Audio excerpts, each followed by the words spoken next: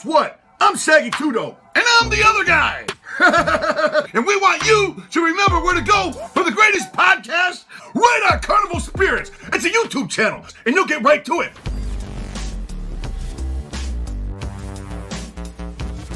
Hello, creeps. It's me, John Kassir, the voice of the Crypt Keeper. Sending a shout out to the BeastMaster and the Juggalo family at Spirits of the Dark Carnival.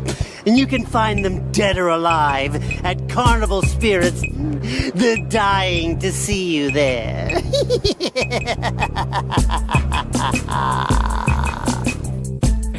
Shut up, Carnival Spirits.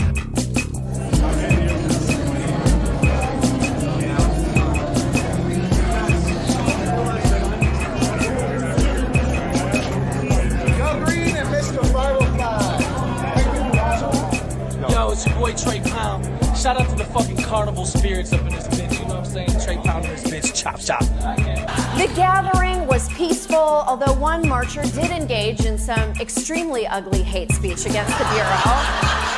But who can blame them? What up, Juggalos? Grab my Fago and we'll get this show on the road. We got BeastMasteR coming up next. Honestly, this is crazy because I didn't know BeastMaster rapped like that. I thought it was dope, man. He kind of creates that immersive world, kind of like storytelling universe. It was dope. That's one of the ones you got to sit back and just absorb the message and shit. It was dope. I love it. This is BeastMaster. Carnival Spirits. With your own eyes. Son of a bitch. We got Carnival Spirits. Carnival Dinner. Spirits. Hey. Hey. Off the grill. Yeah. You're watching Carnival Spirits. Subscribe! Know what I'm saying? Boom! And just like that, we are back. What is up? It is Saturday afternoon. This is the BeastMaster Show, episode 44. And it is, in fact, the last episode of 2021.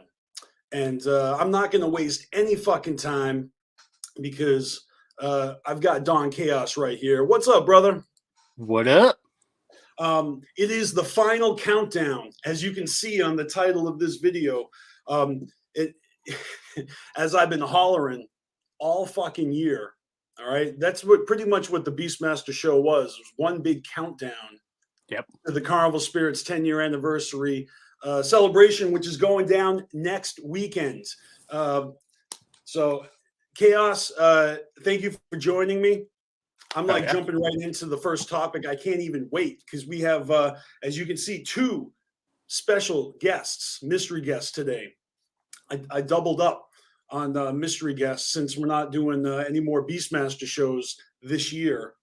And because we're doing the 10-year anniversary celebration stream next Saturday, I decided to just make this the last episode and not even compete with myself.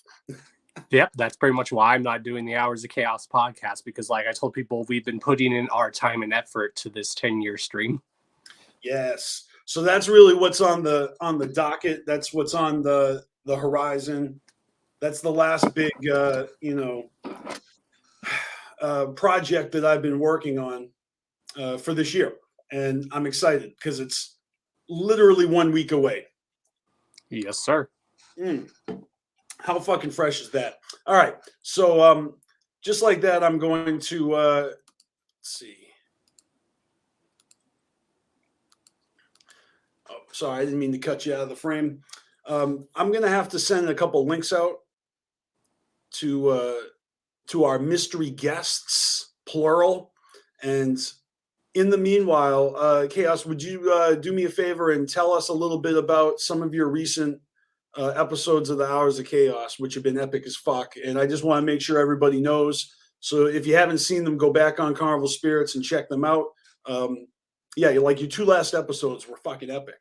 Yep, like I told people, two legendary guests back to back, Rude Boy and then Mastermind the following week. Hell yeah. That's what's up. I don't know about you, but I actually got my copy of Rude Boy's book right here. Ordered it off of Amazon. And man, this thing reminds me of college textbooks from 20 years ago. It did. It when I opened it in my video, you can see me going, wow, that's a big book. Yeah, this thing is a textbook. It's like the quintessential rude boy, manual or something. I do have plans to do a review, so who knows? Maybe we should do a Juggalo live book discussion. Well, I mean, maybe we should have a race to see who can finish reading it first. Right? Because look, they're piling up now because I also have Forever in the Jecks. So I added these both to my collection. I've been known to read from time to time. And so this is our plug. If you guys don't know, you guys can go purchase these books. You got The Rude Boy, My Life, The Funhouse, available meow. And this has been out, but I didn't get it when it first came out. I just, I wasn't in the reading mood back when that dropped, Oh yeah, I have tons of books I plan to read. Like recently, I even found out that Madman Pondo has a book out now too. Nice. All right, so I'm getting distracted. I do want to show you one more thing. All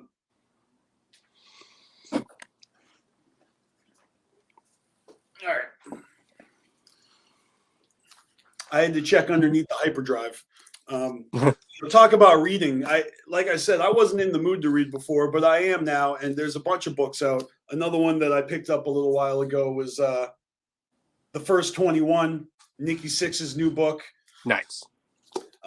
I read everything he puts out, and let's not downplay the importance of visuals and the picture books and the comic books. And I got that walking home. Hell yeah. So I got my reading for the end of the year. And then for the next 2 weeks, you have 2 good movies coming out in next week and then the following week. And what is this? You have the new Spider-Man movie, and then the following week, you have the 4th Matrix movie coming out. Oh, damn. Yeah, I thought Spider-Man was out this weekend. Am I wrong? Nope, it's actually next week in the 18th. Okay. Yeah, because I heard talks of people wanting to go to the theater to see that, and I do want to see that. In the theater, I don't know if I care so much about theaters anymore, because now that I'm out of time and space, and just everything's up on the the 75-inch wall hanging flat screen, interactive, touch sensitive. Yeah, the only movie I'll probably go see in the theater besides Spider-Man is that new Matrix, especially that new Matrix.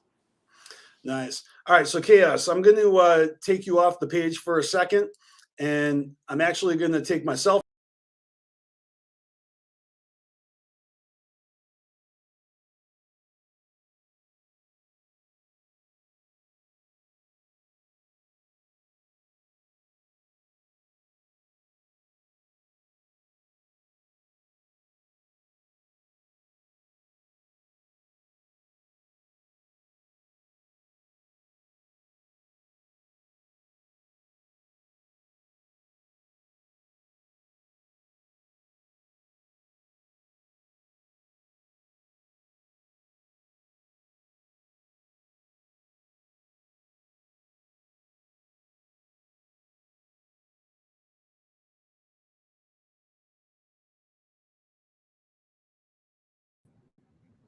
Let's see if this works.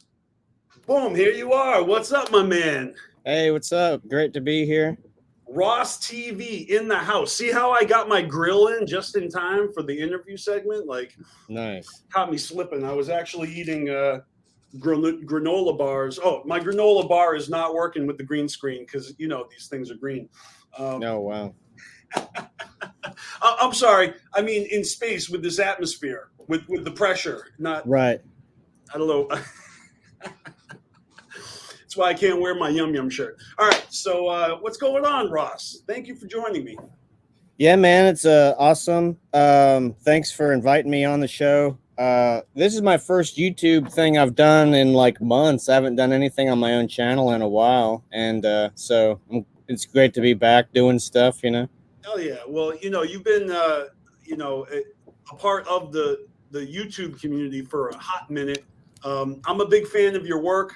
You know, if you guys don't know, we're going to plaster links in the description.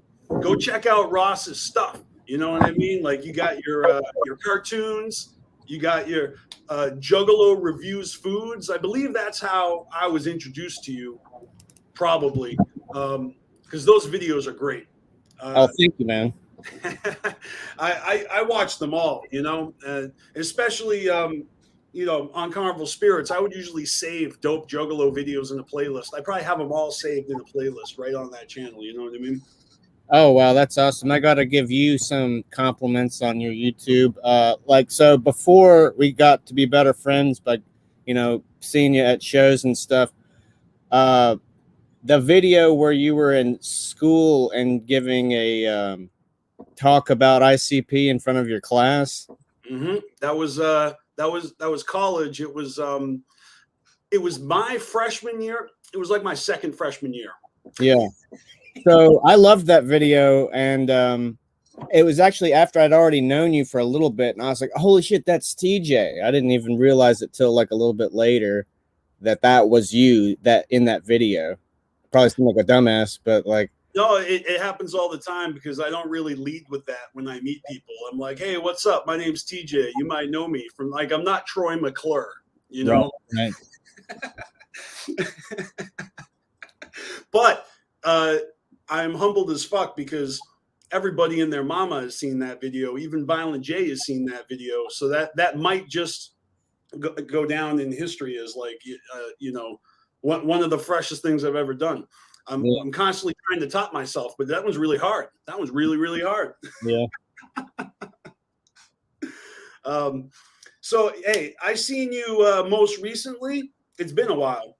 Yeah. We've been at gatherings together, and one of my favorite things is when you ran around as Juggalo Jesus interviewing everybody, and you got a couple of CarnivalSpirits crew on there, and fucking love that. I shared that everywhere. Fucking people got a kick out of that. That was fucking awesome.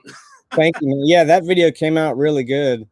With the opening with kind of like a sketch, and then like the interviews. I like the way that one came out for sure. Yeah, that one was dope.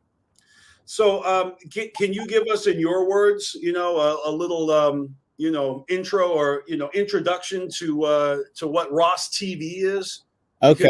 Because you're not just, you know, a businessman. You're a business man. Look at you. You're Ross TV. Like, who is Ross? Like, tell the people in the back. Okay, so Ross TV produces like comedic videos, funny stuff, a variety of shows. Juggalos review foods. You know, like putting those videos out really helped me launch me into the Juggalo community, because I've been a fan for a long time, and then started going to gatherings. And then my first couple gatherings, I didn't know, you know, every gathering you go to, you get to know more and more friends and homies and stuff. And by putting myself out there through the Juggalos review foods, I felt like I was really embraced by the Juggalo community very strongly. And that's something I'm really grateful for and proud of. And then, so besides Juggalos review foods, which the name gives it away, I paint up in the face paint, and I review like Hardee's or just food. Sometimes it's like I did Juggalos review beefs, where I talked about Twisted and ICP, but it's not usually like anything to do with Juggalo news or topics or anything going on in the community. It's just a food review of like McDonald's or shit like that. It started off, the very first one was Juggalos review imitation crab meat, and then it just went from there. Besides those shows, though, I do an animation series called Toon Tuesday, and when it's the show is running, it's supposed to come out every single Tuesday, and I've been doing that show for like 3 or 4 years. And it's like so animation takes a long time. So usually there's short animation clips, like anywhere from like just like 45 seconds. Some are longer, some are even shorter. But there are like just little shorts, little cartoon animation things. And I have had some viral success with one video from there, which really fucking pushed Ross TV over the moon, which was inside a clown's butt. And so it's like a silly cartoon about a clown and these kids. And the video has, I looked at it today, it's 6,730,000 and something. Fucking A. Are you serious? Yeah. Yeah. You know, that's like the philosophy of TikTok, right? You make like, 30 TikToks and you hope that one of them goes viral and, and you can propel yourself. And that's fucking nuts, man. Yeah. So yeah, that is so like I put out all the videos I make out of like the love of creating creative content and people enjoying it. And I always find back when just like 30 people or so was checking out Toon Tuesday. But I'm pretty sure I was one of them, man. I swear, like I was watching that shit. Like as soon as I discovered your channel, I've been following all them shits. So yeah, OG fans, I fucking have love from everybody from the start before it got super viral to everyone just watched it to this point. And so yeah, I went into making Toon Tuesday with the idea that I was like, if I'm consistent and every week upload some sort of content that is like this colorful, it'll be like a colorful thumbnail of a cartoon. Surely maybe at some point, if I like, hit the pavement enough with this, maybe something will take off. And I never would have expected it would because first of all, it reached like 500,000 views, and I noticed it was like getting an insane amount of views already. And I was like, wow, wouldn't it be crazy if it hit 1 million? And then it did. I was like, wow, that's awesome. Then it did 2. And so it's at like 6.7 million now, and that's just insane. And it helped monetize the YouTube channel.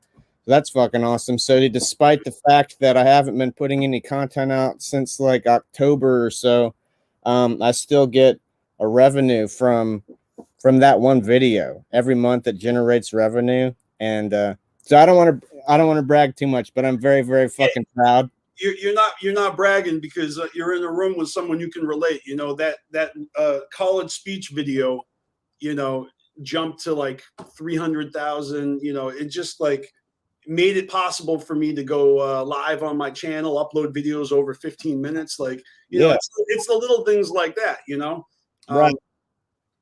But I'll tell you this, the Juggalo Jesus gimmick and the interviews, the interaction, the comedy, and all that is priceless, So I hope you continue to do that shit, moving forward. I know you said you haven't been, doing anything recently, but there's ebbs and flows, when it comes to content providing. I mean, a lot of us don't have teams, one-man shop type deal, and I want to bring on the other special guest because it's another YouTuber, and you get another perspective. You know what I mean? Yeah. And I'm also going to throw Don Chaos back on the screen here. What's up, Chaos? What up? All right. But yeah, because it's all family, and I just love how the Juggalo community has introduced me to such talented people. So people with like vision and driven, you know what I mean, and making things happen. You're one of them, dude. So I just want to give you props. That's why I invited you to be on the show, so I could put your channel on my platform, because you need more followers. You don't have enough with your 6.5 million. No, you do. Everyone needs to go check out your shit. It's fucking dope. All right, so let me real quick do the dramatic introduction for the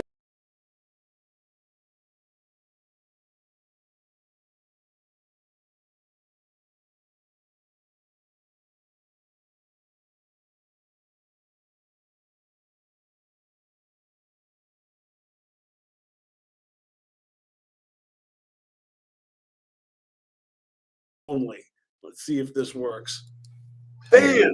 There you are. There he is. Yes. First things first, before I say anything, Don Chaos, the BeastMasteR, we have been trying to get this done for about a year now. Yeah, for a long time.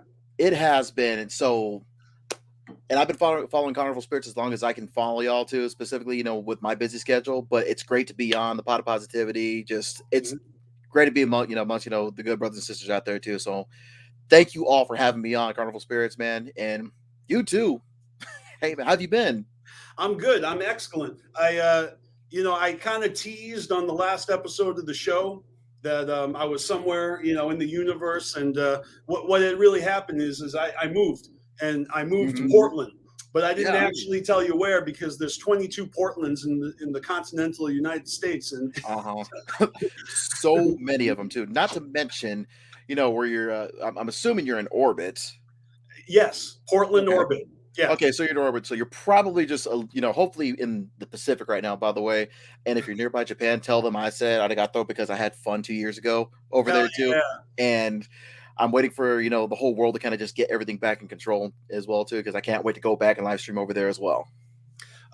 So let's get into your background a little bit because you got a lot going on. I've watched a lot of your content going to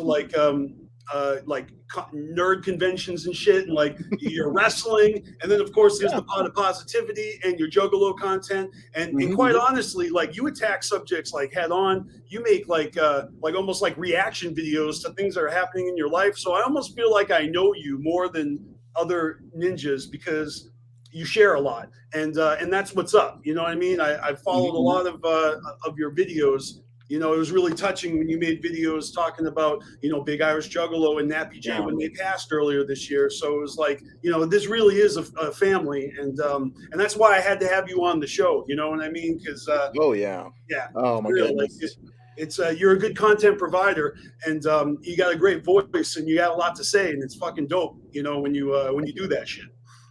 Oh, thank you. Let's how about we just start from whenever I got onto YouTube for one. Originally, I was just like everybody else, whenever I started, just going on, liking videos, liking every tribute video that I could find, whether it was Linkin Park with a Dragon Ball Z tribute and other Juggalo content that you can find, or just other metal that you can find as well. Obviously, fellow metalhead, hair is not long enough though, but it's getting there. But hey, you know what? I'm married to. But you know what? I'm married to a Viking too, so you know what? We're we're family even further than that, though. So a Spaniard and a Viking married each other on Halloween last year. Congratulations! That's awesome. Thank you. And by the way, I noticed he had a snack too, so I brought some snacks of my own as well. Milk chocolate popcorn. So nice. Be here in Texas, along with the Buc-ee's, as well. Oh, there you go. I got coffee. I'm drinking black coffee. I get made fun of sometimes because it's what do I got against sugar? Nothing. It's just I like black coffee. Dude, sometimes you need your coffee bitter like divorce in California. Am I right? Am I right? Everybody, hey chat. Am I right? Whether it be tea or coffee, it's got to be bitter as fuck sometimes like divorce in California. It's a lot of states in the West Coast are no fault states, so be careful if you fuck up in a marriage, all right? But back to what I was saying though, originally whenever I started, on YouTube, I originally started just uploading a lot of, psychopathic music that was just not readily available. Oh my God, that's right. I completely forgot. And the remixes, the remasters. Yes, I forgot about that. Yeah, I'll get to that in a second. We'll build up into that. Okay. Now, usually it started with the very first thing that I uploaded was Twisted's Fright Fest 2003 EP. Right after that, though, just some random music that kind of just came up from there. Just because I used to have a collection about 45 gigabytes worth of just random music, including video game music, and maybe about 2.5 gigabytes of just rare psychopathic oddities that I used to keep around too. And I ended up I lost in the middle of a hard drive that I had, and I started just uploading stuff. And before I know it, whenever I was in school, I learned how to do Photoshop whenever I was at ITT Tech, which is no longer around.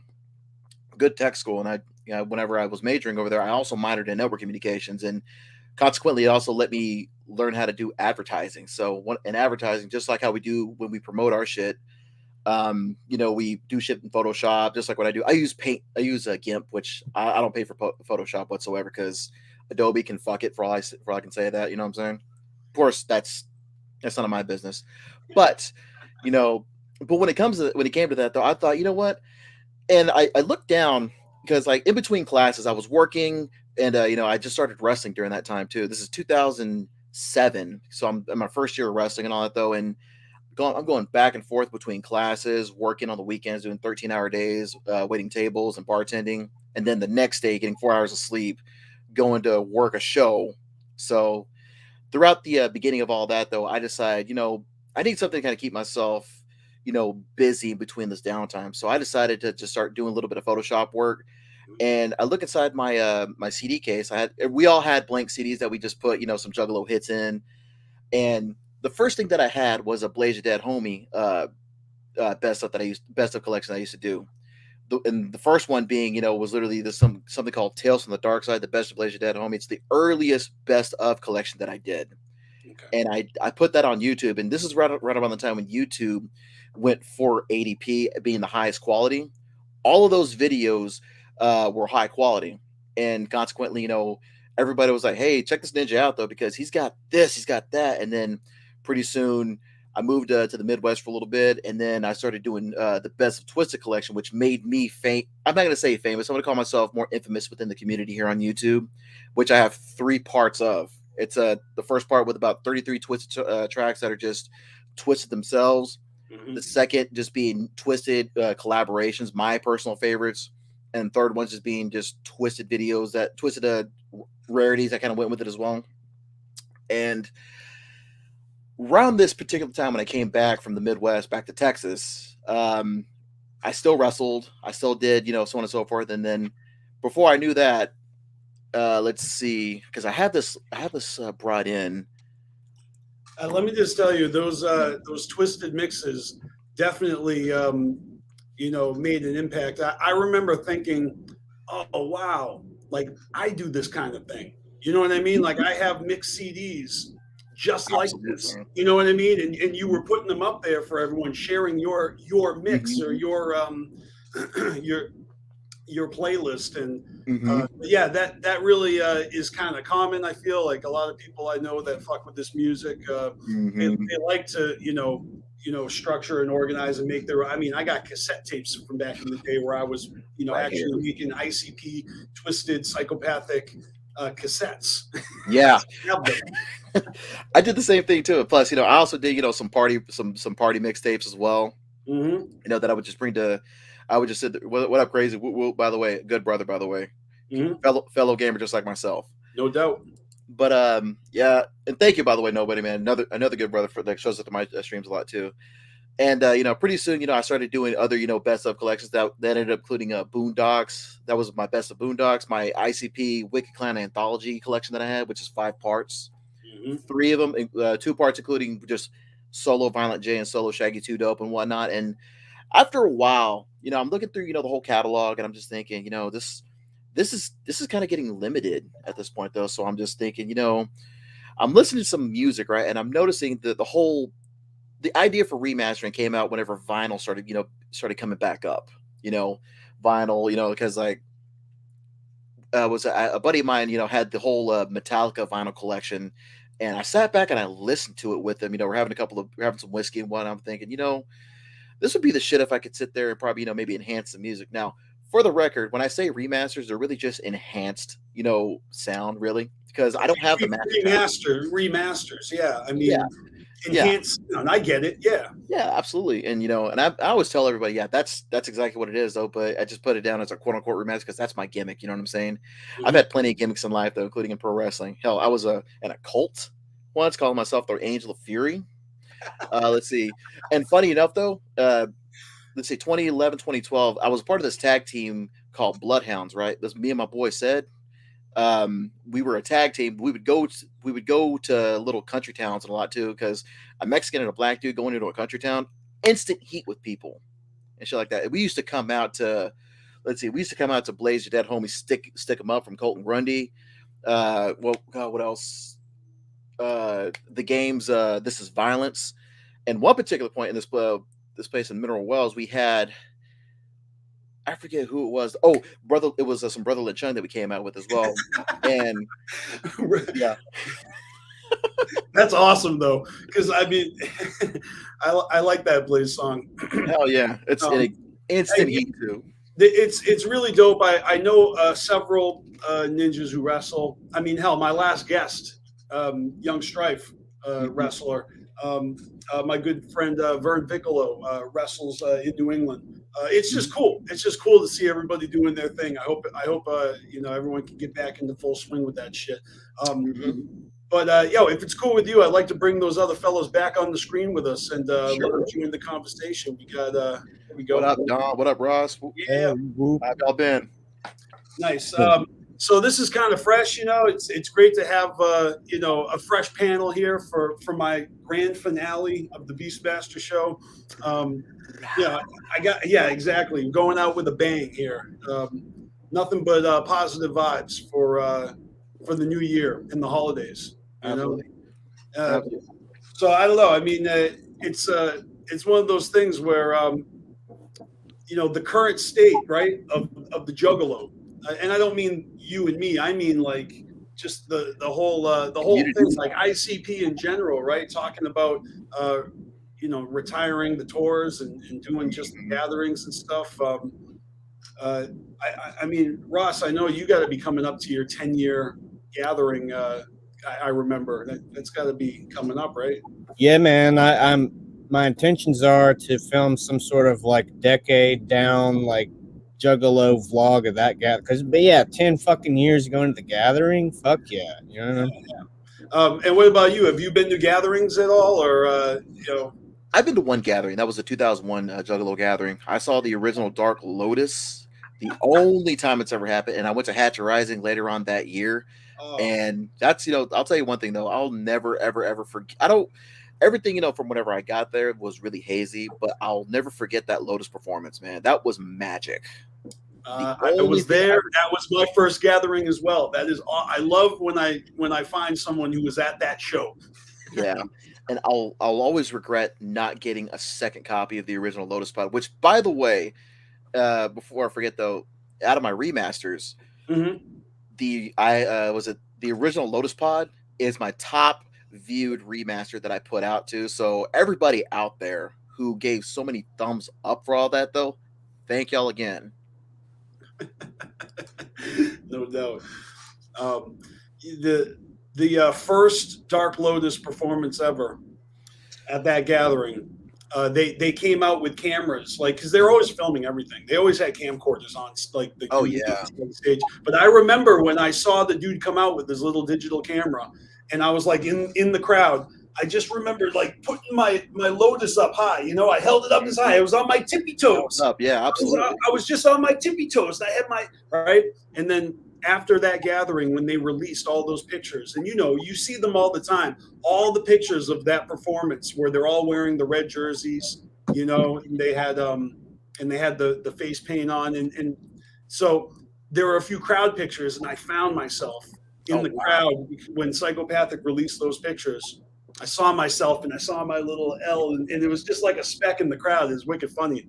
I still can't find myself in those pictures. I think there was a particular point though in the middle of I think it was whenever they were playing us. I think it was Cemetery Girl, if you remember that. Yeah. I went to the pisser and then I went back, and it was hard for me to get back in because there were so many bodies. I was like 14 years old whenever that happened too, so it was hard enough to try to get back in. So I watched it literally from as far back as I could, but I'll never ever forget how, oh my god, it was hot as fuck in that place too. Not for Lotus, but for ICP. I was really close.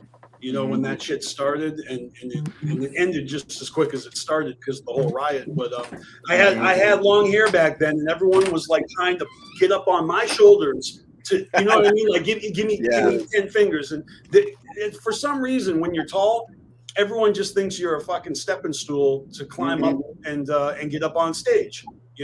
So I was getting sick of people, like, because people saw one person do it and they're like, oh, sweet, let me do it too. And then it was just one after another. And I was like, stop crawling on me. Fucking, I'm going up on stage. So I went up on stage, and I was on stage by the third song, and then everything stopped. And I was like, oh, fuck, it's over. Was that a Bizarre Bazaar themed ICP set that was supposed to happen? This year? No, I believe it was at that gathering. It was supposed to be, it was a Bizarre Bazaar set, if I remember correctly. Yeah, there were a lot of things on stage, and a lot of them were broken, trashed, and oh yeah. Yeah, I didn't like spinning wheels and I didn't stay for that actually, so I was glad I was out of state when that happened. I don't know. I mean, that's why I always chuckle. I always smile when I look at the footage from the next year, from 2002, because that footage is on the Wraith DVD. Mm-hmm. So you see ICB come out for the first song. They do Murder Rap. Yeah. And they got who is it? Vampiro. I think is it Vampiro? I think it was Sabu that was. Sabu, thank you. Yeah, Sabu comes out and he's stabbing Faygo bottles with a knife. So Sabu is on stage with a fucking knife. Mm-hmm. Like, try rushing the crowd, rushing the stage this time, motherfuckers. Nobody did. You know what? And even then, as a shoot though, I wouldn't want to be gigged by Sabu. Although I would have worked him if I ever had the opportunity.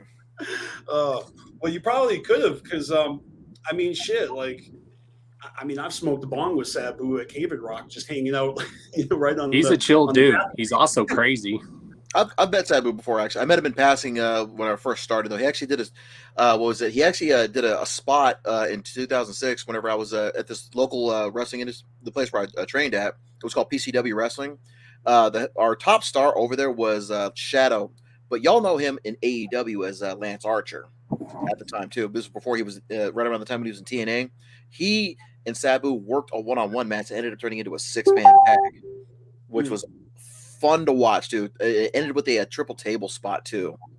It was sweet. Man, I used to have this picture of Sabu. I don't have it anymore. It was like a fold-out. It was like a centerfold from a magazine, you know what I mean? Mm-hmm. He was jumping off the top rope with the chair, and yeah, I missed that. I think, like, when I used to live in Framingham, that shit was up in the bathroom. You could see it anytime he took a dump. I'd be scared too. I'd shit myself as well. So you guys have big holiday plans? Is anybody going to New Year's with ICP this year? No, that's kind of a last minute thing they're doing. Ross, I want to go. You know, I'm really hoping that I can make it to a Juggalo Day next year. You know, I'm kind of feeling like I want to take advantage of shows when I can, but I'm not going to New Year's. I'm actually going to be going to my sister's wedding, which is going to be in between Christmas and New Year's. So I'm going out to Montana again for a wedding, and it's going to be dope. Spending the holidays with the family, you know. This year, let's see. This year, I'm in the middle because right now, my wife and I and my family, because we're trying to convert our garage to a living space right now. Because, well, for one, we're trying to make the pod bigger, and two, we're trying to design it after the apartment that we had in Japan. So we have this really cool idea that we're going to do with it too. And let's just say that it doesn't get any better than that. I can't put it over enough, and I'm just excited. Hell yeah! I love that you've been to Japan. I want to go so bad. We got homies out there. I'm actually expecting mail from Japan, and any year now. That might take. Yeah, Scrub in Japan's actually he actually from what I understand, because I've been following him too, Scrub in Japan. Yep. He actually did a show for FMWE for Onita, and I gotta tell him, like, man, just enjoy it though. If you get hurt, just take it as a badge, man. Even if you're not a worker. Yeah, Honka's a good friend. You might actually get a Honka Scrub in Japan appearance next week on our 10-year anniversary stream. Nice. You two are definitely invited if you want to come back next weekend. We're gonna have mad guests. We pretty much reached out to everyone that fucks with us over the past decade, and gave everyone an option or an opportunity to join us or send us in a video clip. Sure, yeah. So actually, Chaos, this is a good time to probably tell everybody right now, that if you guys, the audience watching, any other, Juggalo YouTubers, or pretty much anyone who wants to be included in the video, send us a short video clip to help us celebrate the CarnivalSpirits 10-year anniversary, and we're going to play them all. We're going to put it out, a little montage video of all the those. Yeah, so that's your official notice, everyone. You've got till the 17th. Okay. Got 6 days, gentlemen. Yeah, you got till the 17th, and the party's on the 18th next week on Saturday. So, shot of whiskey for that. How about that? Hell yeah. And Ross, what about you? Are you going to be dressing up as Jesus Santa and Um, you're going to be Juggalo Jesus in the manger. You're going to be doing a little bit of like installation art where you just chill there and like. Will Yoda make an appearance? Yeah, that'd be dope. Or maybe you could do like Jesus reviews foods, you know, and you could like drink some water and then do a little quick like David Blaine and then There you go. like, Yeah. I got some H2O right here if you want to hook a dude up, man. I'm just saying. Or you could do bread reviews, but instead of eating the bread, you could do that thing where you just smush your face against it. Like there's a big market for that. Like, if you don't, I'm gonna. The future of Carnival Spirits is gonna get weird, y'all. If I bring you those croutons or Chryso, just don't be mad at me if I run away with it. Don't start adding milk to it. Yeah, I know. Chaos. What are you gonna be doing? What's your holidays plans? Nothing really. All right, cool. So you're doing the New Year's Eve stream then? Yeah, probably. I don't know what I'm doing for New Year's either, but I can tell you this: I wasn't planning on doing the BeastMaster show past the end of this year. Like I was actually planning on retiring it, but I decided to change my mind because I didn't get a chance to feature all the guests that I had lined up. So I'm going to continue to do the show until I've satisfied my my guest list. You know what I mean? I don't know how long that's going to take. Hey man, just stay hungry though. That's what keeps me going. You know, that's also one of the reasons, you know, why I try to keep myself as active as I could too, because I mean, like Ross, especially with his career, you know, I found, as weird as it sounds, though, you know, I found a love for patient care, but I found a love, you know, working in the middle of this pandemic. You know what I'm saying? I don't care, you know, if it scares anybody. I don't know what it is. I get some odd thrill out of not just helping people though, but also helping people when it's worse. Because I'll be real with you, I've my wife and I, we've also documented the fact that we had COVID before too. And when we went through it, though, I was like, you know what, this is what's happened to us, and you know how people get, you know, with the whole, you know, conspiracy theory, you know, the whole vaccination thing. I won't get into that, but I'll tell you this: so the one thing that I love about helping people is the fact that sometimes all they need is just a little bit of understanding out of a misunderstanding, plain and simple, and maybe somebody to listen to as well. And I'll tell you one thing, because quite frankly, if you can find yourself to be hungry for anything, man, just you'll never be full. Plain and simple, and just stay hungry. I feel that. I'm definitely hungry. I'm hella hungry. I actually, moved just specifically to reinvent myself. And, you know, I was planning on taking a bit of a backseat from making videos. In other words, there won't be a live stream every Saturday. You know, I'm not going to go live every weekend anymore. I'm probably going to parse that out a little bit, like maybe once a month. That's probably going to be more my speed next year, because that way we can still connect. But I got a lot of goals, and my focus is going to be on other things besides YouTubing. Although this has probably been one of the funnest years out of the past 10 years. This last year, like just really grabbing my nuts and putting my name in the fucking show. Like I didn't do that fucking the entire time. That's why I joined Carnival Spirits. I didn't want it to be all about me. Like I already had fucking like a college video and Dear Joe and Joey. I wanted to just join a channel with like-minded ninjas, juggalos that are down with the clown till we're dead in the ground. And it just so happened that we started this channel right before Twisted left the label. So it's been a weird decade to, you know. There's a certain serendipity to it though, isn't it? Yeah. I don't know. It's but through it all, like it's cool that like I got friends on every side of the fence, and you know, and I totally get it. I don't listen to what I don't listen to, even if people are on the label. You know what I mean? It's like, I can't stand all but one song on Road Fools, but you know what I mean? Like, who cares? Like, to each their own, and we're all adults, maybe. But absolutely, yeah. And, you know, and sometimes, you know, people forget that, you know, other viewpoints that'll bring interesting opinions as well. You know what I mean? Not just necessarily the whole, because like it's like what I call this the moment this happened. It's been the great divide since it started. You know what I mean? It really has been, you know. And what's so funny about that though is the fact that it gets old, man. It really does. And after a while, I was like, dude, just shut up and just listen to the fucking music and enjoy it, plain and simple. Because after a while, I do on the flip side of that coin, man, I fucking love memes, and you know, people who are funny, but yeah, it's actually not that serious. And you know, and when I look at the big picture, like when I satellite this bitch, I'm having way more fun than maybe some other people. Like some people just don't seem to be enjoying themselves, and I struggle with depression, and I've been like doing real good. I've been working on myself for years. In fact, next week we're going to talk about the past 10 years, right? So you'll I'm just saying this right now, like if you actually go back and watch me for the past 10 years and look at my streams over like a course of 6 years, you can see me grow and change, and you can even see me like have a mental breakdown and disappear for a while and then come back.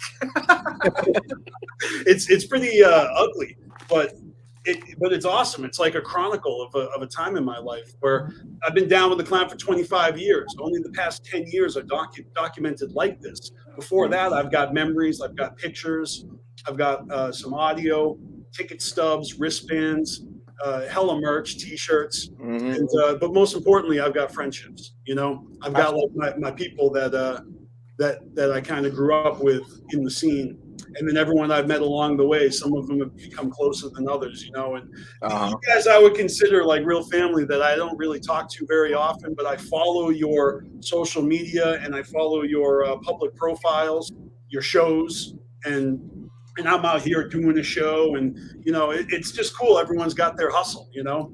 I respect the grind. You know, individually, we're all kind of very unique, you know, even though we're under this umbrella. Like everyone's very unique, and I don't just mean y'all. I mean everyone out there. That's why I fucking try to like bring a different fucking dope juggalo on my show every week, because there's fucking thousands of y'all. There's so many.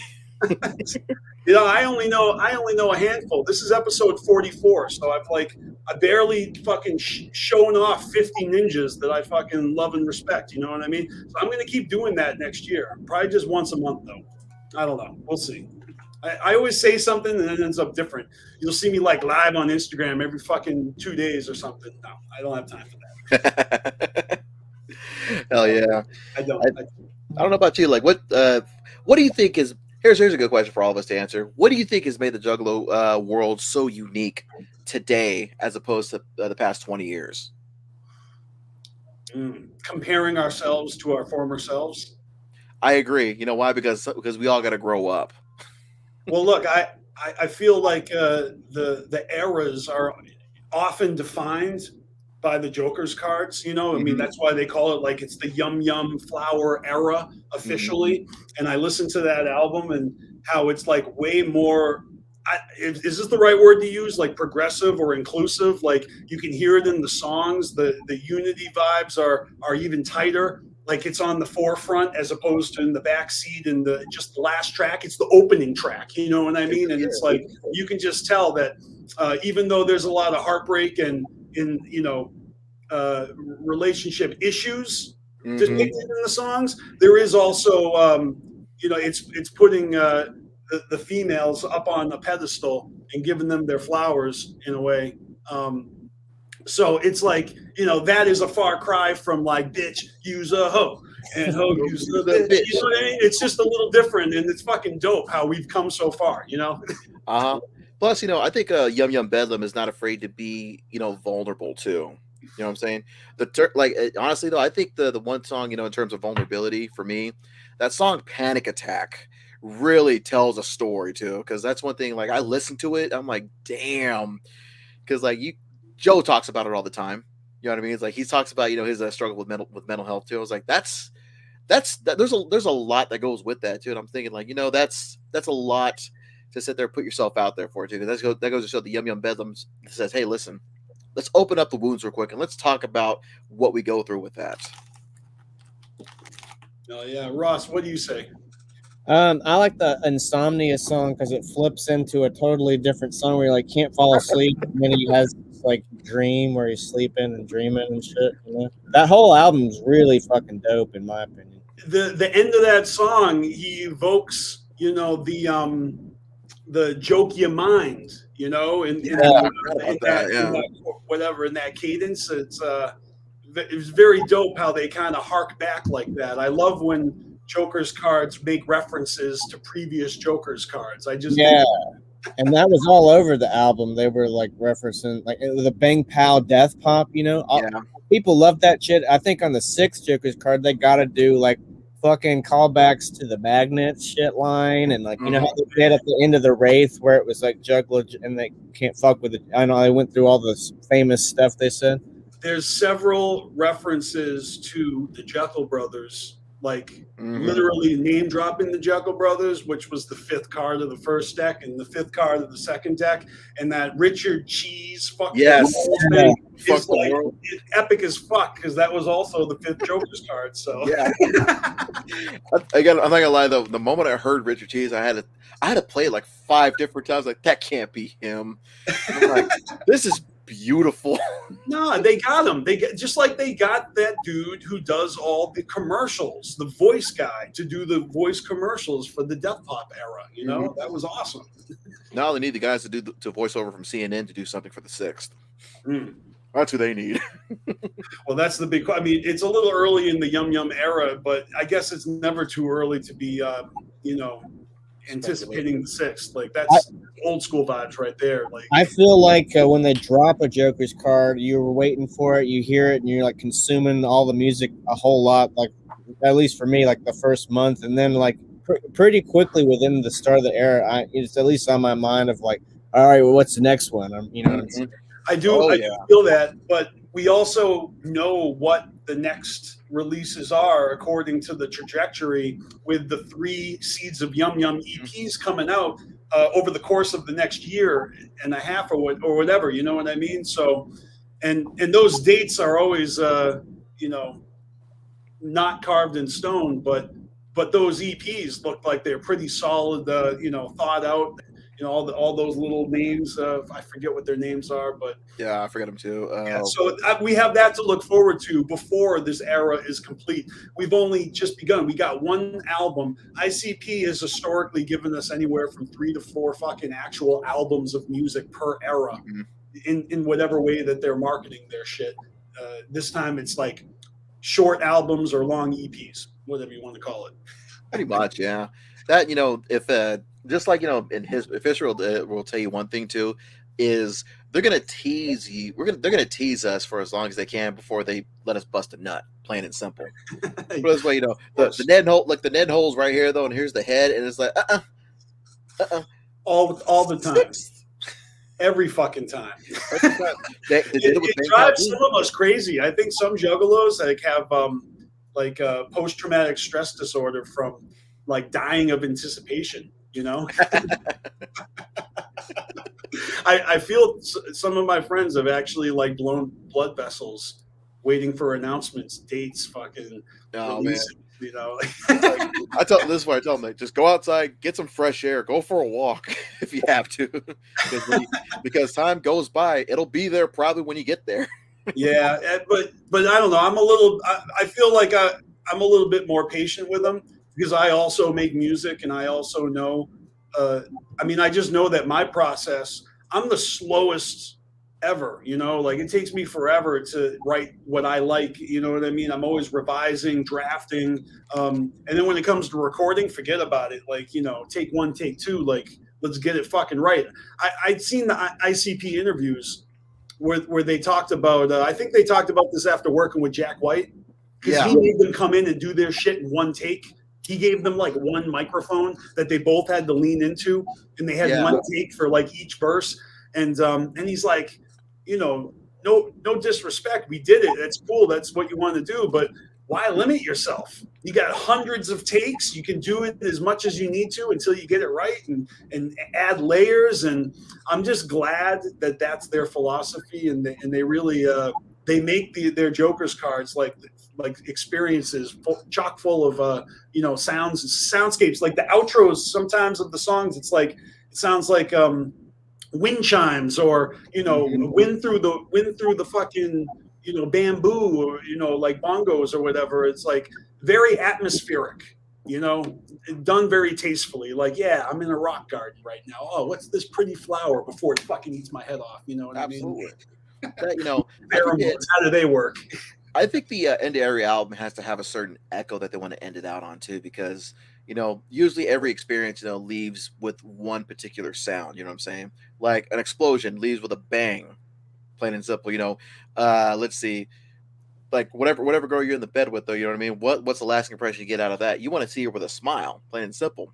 So you know what? Why not ending with an echo? You know what I mean? I don't think it's worth speculating about the 6th, because I'm pretty sure the 6th is going to be a rehash of the Wraith again. I think that's pretty well established. But well, do you remember my theory, TJ? Tell us your theory, Chaos. Like, I want to hear it. I mean, I've always said that they've done Heaven and Hell, and they've always done songs about it. But what if there's a third side to the 6th that's about purgatory as well? That'd be cool. I was just about to say that, actually. I mean, they've always done songs about purgatory, but why not a whole length album? No, they could definitely turn purgatory into an actual full-fledged like entity, or a chapter. Well, remember, you and me did that stream this year speculating how the second deck is connected, and then the always hint is the last song. Mm-hmm. So what's your speculation of the last song of Yum Yum Bedlam? I mean, it's obviously about death, because the last song is like something to see. Like, what's the last thing you want to see before it's your time to go? Like a metaphor, because they're not talking about death. I remember Scotty corrected me on that when we were talking about it. It's not the last thing you see before you die. It's the last thing you see before your fucking eyes fucking kick the bucket. And exactly. You don't see anymore. Yeah. And the other hint, remember at the end of Death Pop, like in the song Forever, Shaggy says, truth is, happiness is in your own hands. What was the thing, the missing link? Finding your link to happiness. Yeah, but hasn't that always been the case? Like, I think one of my favorite all-time favorite songs has got to be Your Life, Shaggy 2 Dope solo album. FTFO. It's a solo song, but it's like, that is ICP in a nutshell to me, I mean, if you really need to sum it all up, I fucking love that song. Hey, it's how the beginning of the song starts. It's all about karma. Your karma, plain and simple. What comes around goes around. They're always giving us nuggets. It's not like you got to take everything with a grain of salt, because sometimes the nuggets are like, yeah, I'm a bully, and my son's going to grow up to be one just like me. It's like hereditary murderers. Like, I love these stories, these fantasy stories, but then they give you these nuggets of their actual, their philosophies, like fuck regret. That's a dope track right there, and that is So Violent J. That is absolutely ICP at their core. Is they don't fucking give no fucks.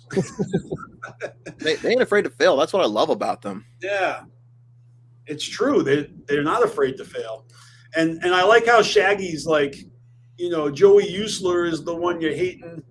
Like, have you ever heard anyone hate on Joey? I've never heard anybody hate on him. No one ever hates on Shaggy. I love that line, because it's like they're sharing the song. You know what I mean?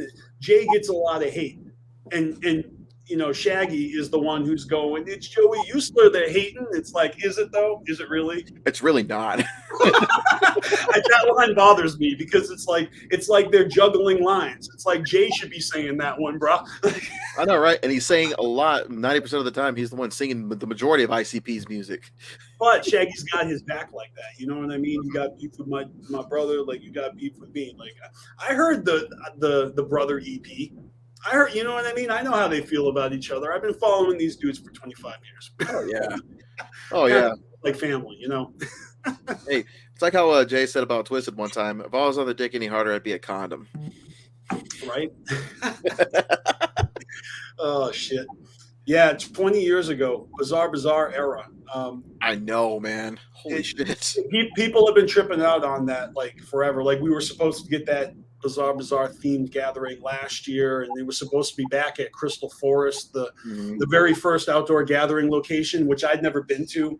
So a lot of people are like, I can't wait to go back home. And I'm like, I just want to see this place with my own eyes, because I've heard a gazillion people like fucking big it up so much. Everybody said that was their favorite gathering out of all of them, though. Yeah, it was. I hear there's lots of shade. It was flat. Like, there was water nearby. Yeah.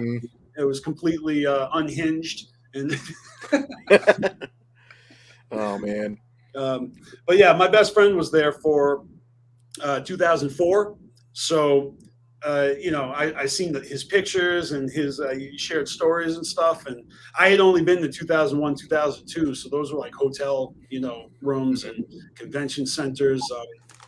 And I tell my story a million gazillion times, but like 2007 was my first campground gathering, and first Cave and Rock gathering too, and it felt like the 10-year the gathering's 10-year anniversary. The way that they made a documentary about it, you can actually see me in the documentary for a split second. I'm just chilling like behind when these ninjas are getting married at the end and they start playing If I Was a Serial Killer. You can actually see me in the background with a backpack. I'm just like talking with people. That was like on the last day. It was on Sunday. They were doing Violent J's Beach Boy, bath bubble, mushroom hot dog party, Purple Prince. He was doing his little barbecue thing, and someone was getting married. And I remember seeing the cameras and the bride and the groom, and they're going. I was like, oh, should I be obnoxious and get in there? I was like, no, why bother? Now I regret it, because that would have been wicked funny if I was just like, dude. Even I have to mark out for myself whenever I have to do shit like that too. So I would have. Yeah, but it was the last day of the gathering. I was pretty fucking tired. Like, we were just pretty chill. It was early on a Sunday. I was probably partied out. Oh yeah. Good memories, Yeah, I can't keep up with the chat. You guys are fucking. Yeah. Hey, CPN, what's going on? Oh shit, CPN. Oh, he says the same thing every week. Literally worst stream ever. I like CPN though. He's funny.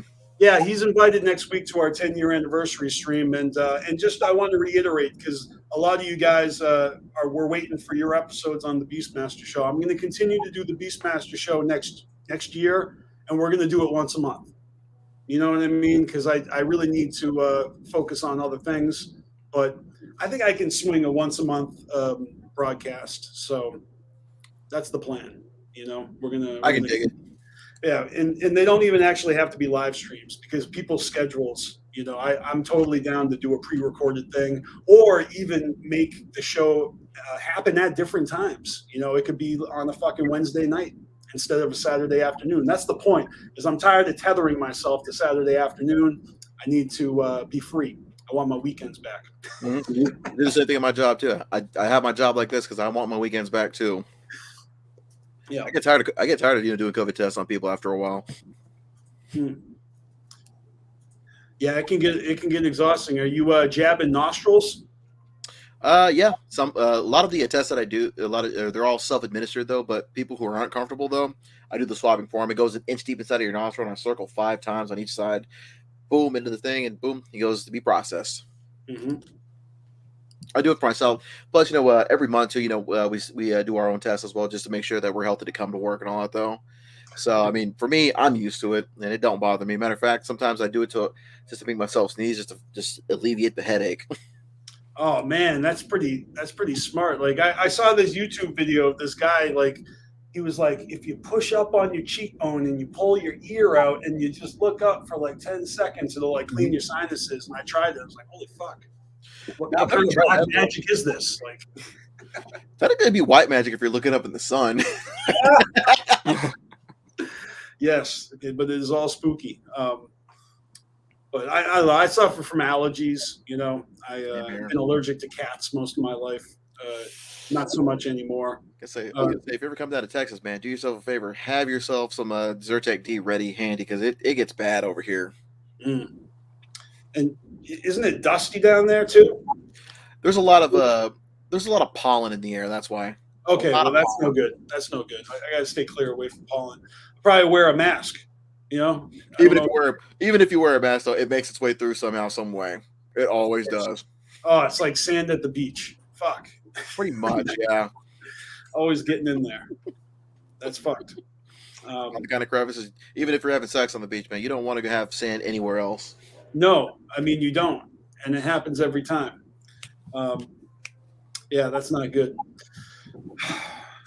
So, Chaos, can you tell me a little bit about your plans for next year on the channel? Because it's not like it's not like I ran any of my plans by you, but I'm scaling back my show to once per month. Are you going to continue to do the Hours of Chaos every week, or what do you do? Oh yeah, I'm going to continue to do that. The show's going to continue to evolve pretty soon. We're going to be coming up on the 200th episode, and then April next year, it's going to be celebrating 5 years of doing the show. There you go. So you've almost been doing your actual podcast for 5 years now. That's fucking awesome. Hell yeah. I'm just gonna try to make it to your show, dude. Because now I've got a little bit more time on the weekends. I'm gonna try to make it to your show. I'm just gonna try to make it to as many shows as I can, though, because now I've got time off on the weekends. I can actually enjoy myself and actually give some time to everybody else as well. I had a problem before I moved of working the early morning shift where I'm up before the sun and I was like in bed like I'm 85 years old, at like 8 o'clock or something. But so I was missing everybody's shit. It's a little different now. Just because I won't be actually going live every week, I'll probably be in the audience watching live streams now because I'm back on a night owl shift. It's actually strange because it's been a long time since I've been a night owl. Yeah, we've been going back checking like a lot of like our old past streams when we would do late night shit. There's a lot of gems in there. Oh yeah, the after dark streams. Yep, there's a lot of funny shit in those. we get crunk and just live stream. Yeah, I don't know. It's the evolution of YouTube is pretty cool. I like StreamYard, allows me to do everything I want to do. But before it wasn't as easy. You had to have that Google Plus connection. Like we tried to interview people and like they didn't know how to get on the stream because it was too complicated for them. Now it's super easy. I'm sending links. You don't even have to sign up for shit.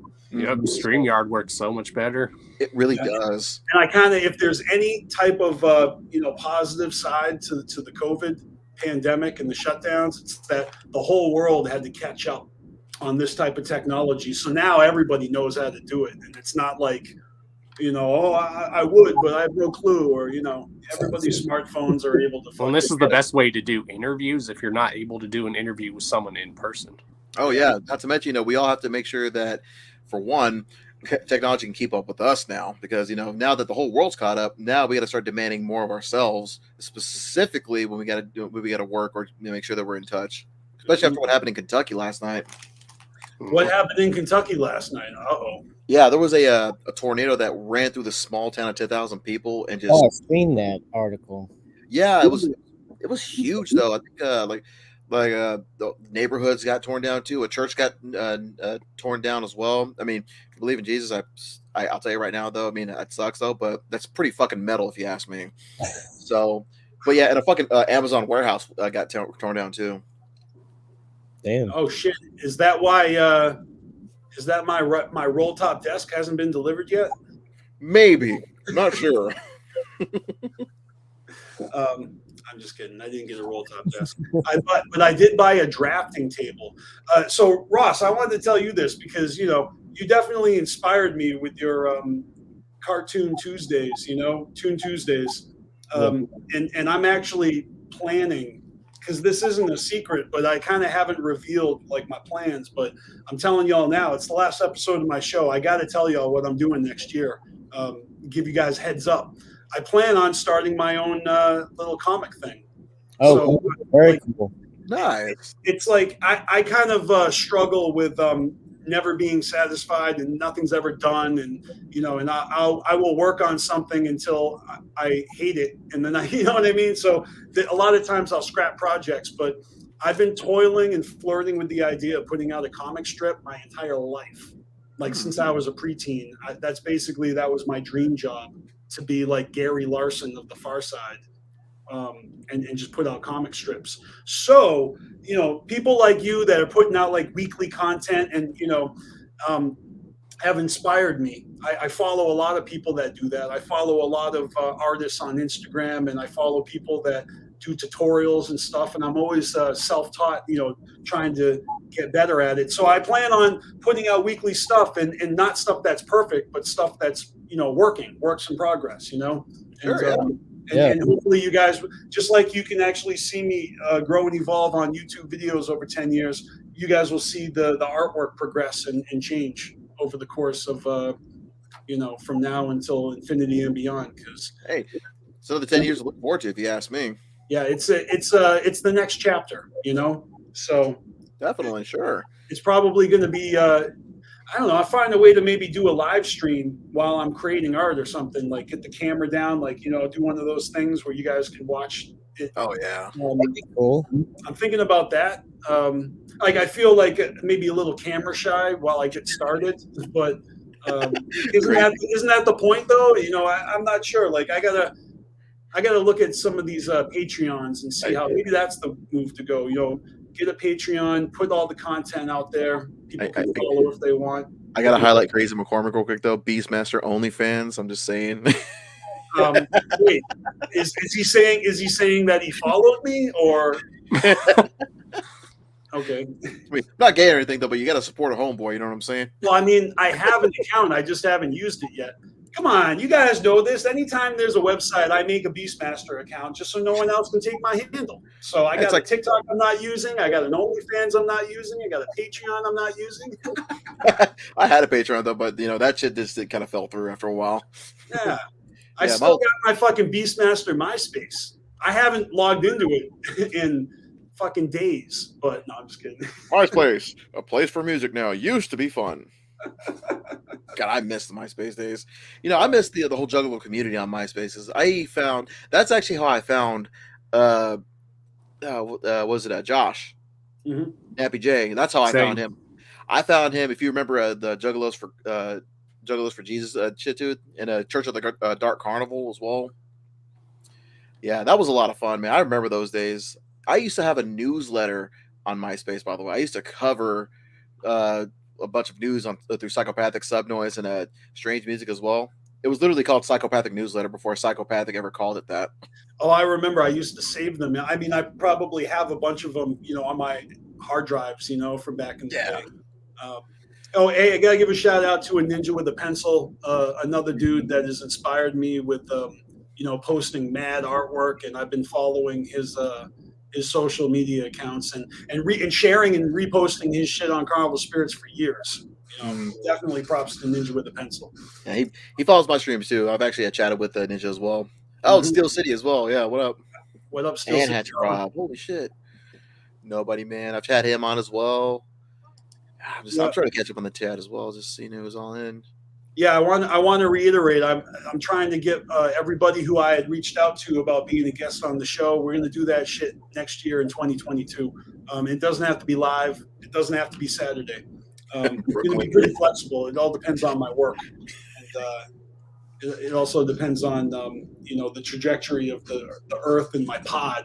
You got the pod of positivity. I got the pod of BeastMastery up here. Pod of BeastMastery. I can. You know what? Pot of BeastMaster. I can dig it. You know what? I approve. Oh shit. Studio 17's 10th anniversary is going to delete the channel. That's funny. So all right, let's change topics here. I actually have topics. Sure. I actually have a few things I wanted to bring up. Let's see. Let me pick something that doesn't have anything to do with me, so it's not. So, all right. Have you guys, heard the Walking Home song? Oh, yeah. All right. I actually passed on this at the gathering, but, later on I decided that it sounded fun and that, and I can afford it. And this is the kind of memorabilia collect. This is the kind of thing that I'm a sucker for. So I'm going on the Walking Home ride for the whole board game and the pieces and everything. I got the backpack and the hoodie somewhere. But on this song, you've got a couple features, right? Blase plays a character, Sugar Slam plays a character, and then you got Tier Diaz playing the pimp. And if you guys aren't familiar, Tier Diaz used to go by the name Killa T. He's from Massachusetts. And, I know who Killa T is. Yeah, he does the entrance music for Flip Gordon before he turned heel, actually. Okay, that's what's up. Yeah, I mean, he was just on Team MUJ's channel like last night or just recently. Midwest United Juggalos. Shout out to them. And so, fun fact: I used to be on the same record label as Killer T back in the day. We were on Hightown Records, probably like overlapping, but and I didn't even see him, because ninjas all over New England. But today he's killing it, right? He's got a feature on Violent J's solo album as a recurring character. He's in the comic book. It's fucking that right there is fucking dope as fuck. Oh, I gotta listen to this now. On top of that, he's also an actor, and he's featured in the new Dexter reboot. Oh, damn. No shit. He's like one of the high school students, and I haven't seen it yet, but I'm a fan of Dexter, and I actually rewatched all of Dexter just a couple of months ago, in preparation for this new season. And all I see in my feed is like screenshots of him, shouting out cast members, and I'm just telling you, Juggalos are shining out there, and that dude is fucking killing it. And I just wanted to share my appreciation for fucking people out there grinding hard, like TR Diaz. So absolutely, yeah. If you guys haven't actually picked up on that, you should follow his music, look at his videos. I mean, dude can rap his ass off. Oh yeah. Yeah, really super dope. He was in some of the That Shit Trash, That Shit Fire, streams that Team MUJ was doing, but I knew who he was way before that. Yeah. I discovered him after watching Ring of Honor and hearing Flip Gordon's theme song. That's how I discovered Killer T. That's what's up. He's got some real fucking clever songs out there. So that's one thing I wanted to talk about. All right, the next thing I want to talk about, and I got no graphics, I got no visuals to share, no screenshots or nothing. This is much like the first episode of the BeastMasteR show, very ill prepared. But if you didn't know, the documentary United States of Insanity is now available for stream, for rent, for purchase, DVDs, all your favorite streaming sites. I purchased it on Vudu, because that's where I have my movie collection, and if you haven't seen it yet, there's no excuses. You can go check that out and really soak it in, because it's fucking dope. It is. I gotta check that out now too. Yeah, I've been super dope. Watch the credits. Just saying. Okay. Yeah, I submitted footage, right, because I was at the Juggalo March, and I actually filmed ICP's entire set, in front of the Lincoln Memorial, and Scotty Diafago Lovers connected me with the director of the movie. He wanted to use some of my footage from that video, but he wanted the higher quality copy of it, not ripping it from YouTube. So I sent him a clip of my footage, and it's in the movie, and it's very skillfully edited, because he only used slivers of my footage. Edited with other people's footage. So when you're watching the part of the movie where it shows ICP performing, some of those shots are mine. I mean, you go to my YouTube channel, you can compare and maybe see which angles were mine. I saw it, but it's very quick. Very quick, Yeah. Scotty is very resourceful here. He lives here in Dallas, as a matter of fact. So yeah, Texas, absolutely. Yeah. So my pride and joy is that my name is in the credits at the end of the movie, and my real name, Torleif Larson. I guess I fucked up by not, telling him to put BeastMaster or CarnivalSpirits or anything like that. I just had I'd say everybody else has links to their fucking government name, literally links to websites in the credits, and I just put my fucking name. Okay, I wrestled under my real name, my entire career, so that way people knew how to get a hold of me. Well, I wasn't even thinking, because on the Juggalo documentary, I was just like, fuck, I was so happy to get credit. I didn't think to use my rap name or my go-by. Your surname, your stage name, sir. Yeah. So, but you gotta watch that movie. Russ, what's your take? I was just going to say, you just made me hype as fuck for the United States of Insanity thing, because I've been seeing that it's available easily through all these things like you just mentioned, streaming and all this past weekend and everything. And I've been busy doing stuff around the house, and I've been meaning to get around to watching it. And holy fuck, I haven't seen it yet. No, that's gonna be dope. You know what I'm You're saying? gonna love it. It's not. I'll check it out too. It's not about ICP so much as it's about the actual conflict between the FBI and the labeling, and so that is in the core of what the documentary is about. But then you get this like biopic on ICP with exclusive footage and kind of like an intimate, in the kitchen with him and Sugar Slam. It's very dated because you can tell they got their footage years ago, like before Blase Rose was ever introduced to the situation. So it's like, and they've been building this weaving this documentary and story together over the course of the past few years. And so much has changed. I mean, damn, Jay's already broken up with his new girlfriend that he revealed right when Yum Yum came out. What the fuck? Well, And in shit, the that early was bad. footage of the documentary, Jay was heavy, and then at the end, he's all fit. Yeah, exactly. I mean, So if it you was like look at filmed in a footage of span of Jay- like 7 years, basically. Yeah, you look at footage of Jay like back at the Mighty Death Pop era. It's a lot of hard work that they put into it. A lot of time too. Yeah, it's really well made. It's just so worth watching. Purchase it, support it. You know what I mean? Buy that shit, rent it. I'm gonna have to rent that too. That I've been wanting to watch that forever. Yeah, I'm gonna get a DVD eventually, but I got to get that digital on my collection, and I haven't even watched it yet again because I saw it in the theater, so I already know. But yesterday I had to see that new James Bond movie, and I couldn't wait any longer. I finally got that too. We're supposed to get a new documentary series by them, I think, on Netflix, where they're going to chronicle their whole career from their beginning all the way to current. Yeah, everything's going to happen when it's time, but that will be epic when that happens. That will be an epic series. It's probably not going to happen for a long time because that's just the kind of fucking luck we have. But I'm just saying, like, when it does happen, that's going to be something to soak in. I think the next movie that I want to see in the theater is a new Sonic movie that's coming out. The first one cracked my shit up though. The second one's gonna be good. I saw the preview yesterday, and it's. Are you talking about the Jim Carrey movie? Yes. I've been following Jim Carrey for as long as I can remember as a kid. My mom. Yeah, me too. Matter of fact, my mom's a juggalette too. No shit. So you're like second generation juggalo? Holy shit. Technically, I'm first. I'm the one who got her down to it as well. But yeah, my sister and I were down with it as well. But I let my mom hear Twisted. Let's see. I want to say like 2003. I had Freak Show playing, and then People Are Strange was playing, and she knew. It was like, wait a second, what is this? The Doors. I was Yeah, like, that's a great remix. And we let her hear the Joker as well. I was like, yeah, I've got to see these guys. And let's see, 2006, I took her to go at the very first Halloween tour that they did nationwide. I took her to go see. Took her and my stepdad to go see them as well too, and that was the very first time I saw ICP as well. They played "Let's Go All the Way." Was that when the song was "Evil Is Afraid"? That might have been. Yes.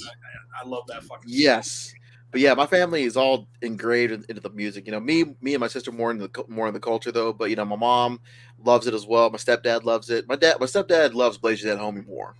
Okay, there's a lot to love with Blaze though.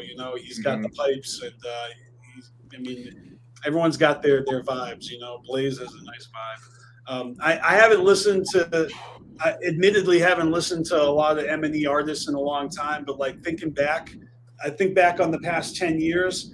I think back on the past 25 years. Like, I couldn't have chosen a better, thing to hone in on. Like, this has enriched my life in so many ways. I fucking love the music so much. All politics aside, everybody's mad talented, and it's dope to see everybody continuing to grind. It's inspiring as fuck. That shit's been inspiring everybody, for a long time. And the fact that they're like living legends, all of them, it's fucking cool. I think to me personally though, when it comes to what helps them inspire others though, I think to me it's the two things: the hustle and the creativity that really inspires me.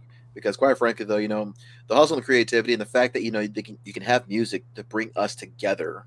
That's what I tell everybody though. Like, it's the music that brings us together. That's what either makes us both welcoming and dangerous at the same time too. Yeah, but you're right. It's always been about the music for me. It kind of irks me when people focus too much on other things like TMC. But I get it. You know what I mean? It's but then to also, if you're not happy with the music, no one's holding a gun to your head to listen to it at the same time. You don't like everything, you know. It just so happens that I really do like the majority of the music they're putting out. So I'm feeling blessed, you know, because I'll check out, I'll tune out if I'm not enjoying myself, you know. So they still capture my imagination, my attention all these years later with their storytelling and their hooks and, you know, their choice selection of beats to rap over. Like I'm really liking the Devereaux and the Shaggy the Airhead, and you know, Kuma is always fucking killing it. Come on, Slap Nuts. That fucking song. That song, oh, so good. I got my father-in-law saying, "Get out of here, Slap Nuts!" Now we went to the Grand Canyon last year though, and there was some idiot that cut him off though, and he's mind you, he doesn't yell, but I literally said, "Get out of the road, Slap Nuts," and he's like, "I'm taking that from here on in." Oh yeah, man. so that's another great thing I share with my father-in-law. The term Slap Nuts. I like how all these years later there's still misprinting on the CD cases, and they're calling it the Juggler or whatever, the Jokester or something. I still got my Independence Day misprint as well.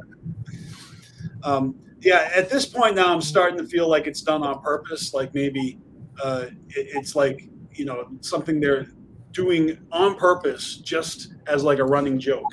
You know, just tweaking one word, or it would happen all the time on tour shirts too. They get dates wrong on the tour shirt. That's one thing I also kind of miss about, you know, current music right now as well. Tour exclusive merchandise, tour exclusive CDs and shit like that. You know what I'm saying? I love those kind of collectibles. Yeah, collectibles are nice. You know, it kind of sucks how CDs are being phased out. I didn't vote on that matter. I had a pretty epic collection for a long time until all of a sudden my new computer doesn't even have a drive, and neither does my car. So they're just like forcing me to upgrade to, you know, USB technology or Bluetooth technology, because I don't want to have to buy an external like fucking Discman for my fucking rig in 2021. Yeah, it's hard. It really is. So, but you know, I still buy CDs from the artists I support. It's almost like it's almost just like buying a token of appreciation. Like, I got your music here, and I'm gonna listen to it on Spotify. Let me put this on the shelf. Like, yeah, here's a token of appreciation. So just know, what's your Spotify again? Yeah. Oh man. Yeah, Spotify year in review this year was fun for me, as always. I'm always amused at you know, how they're spying on me and keeping tabs on what I do and what I listen to. It's pretty intrusive, and it's like I put these apps on my phone, and I don't know how many people are like monitoring me. I just imagine like rooms of little people, like gnomes, and they got lists, and they're just like, all right. Time to go to work. He's listening to PJ Harvey again. Fucking. I'm gonna stop those thinking. BeastMaster, Rise of Sacrifice 7-2. Stop their little stream. Time to go to work. Like, seriously, you're watching House of Flying Daggers again? What the fuck? Like, oh, man, that's the 10th time you masturbated to these two midget porn, man. Come on. Oh man, Google, yeah. It's out of hand, but I just embrace the technology. What am I going to do? Go off the grid? I'm not Jesse Ventura, you know. I mean, I'm up here in space, but really, we're all kind of like stuck in the same web. So now I just turn my notification, you know, I let Google track me. I got a map where I'm pinning places I go. It's pretty fun. It's like a game, you know. I'm treating it like a game. My life is a game. I'm just trying not to lose lives and level up like everybody else, you know? Yeah, it's all real time, too. But I'll tell you one thing, BeastMaster. If you're going to be like Jesse the Body Ventura, sometimes you just got to disconnect just a little bit, because if you're going to make it within the world it is today, sometimes you have to have a couple of blue dots following you. Well, it's better than 3 red dots on your chest. Or on your dick. Predator. Yep. Touche. Yeah, Ross, you got your Christmas hat on. I know you're very festive. I remember you were doing like unpackaging videos. I think last Christmas might have been one of the videos I was watching of yours. Do you do the whole lights on the house thing? You do? I mean, are you carving pumpkins in Halloween and then actually like crawling up on the roof and lining your gutter with Christmas lights? Yep. 9 yard. Are you competing with your neighbors to who has the dopest like display? Well, we got the dopest display on the block. Oh, there's no competition. No. Nobody beats Ross. Yeah. Yeah, I don't really do the external decorating, but you know, I've got new living room lamps that have different light settings. So like I'll turn one to red and I'll turn the other one to green. Mm-hmm. That's pretty cool. You know. My wife and I, we want to do skeleton wreaths for the holidays, because like since we got married on Halloween, we want to have, you know, Halloween literally flavored all around the rest of the holidays. So a little bit of death around the holidays is what kind of makes our holidays keep going. I'm also a fan of like Halloween vibes all year long. What's up? Very common to see that shit. Because, but I'm also a fan of like celebrating you know, the holidays, Thanksgiving, Christmas. It's more of just a reason to get together with the family and stuff. Like I said, I'm going to see my sister get married right in between Christmas and New Year's. So we got a lot to be thankful for this year. And that reminds me, this New Year's Eve, I'm actually going to a wedding. My wife's best friend is getting married. So there you go. Yeah. Do all the drinking there. If you guys follow me on social media, you might see that I got a 1.5-year-old niece. My little niece is so adorable, and you know, it's awesome to be able to hang out and see them. I'll probably be on like babysitting duty during the wedding, you know, pass the little angel bear over to me, which is fine. I'm glad to do it because we're like BFFs, you know what I mean?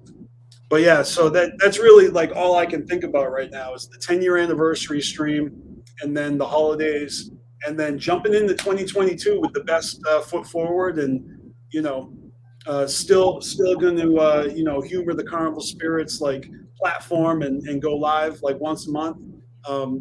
But my actual goal is to hunker down, write, record, and release my next album. So I actually came out here to make music, and so that's it. That's what's happening right now.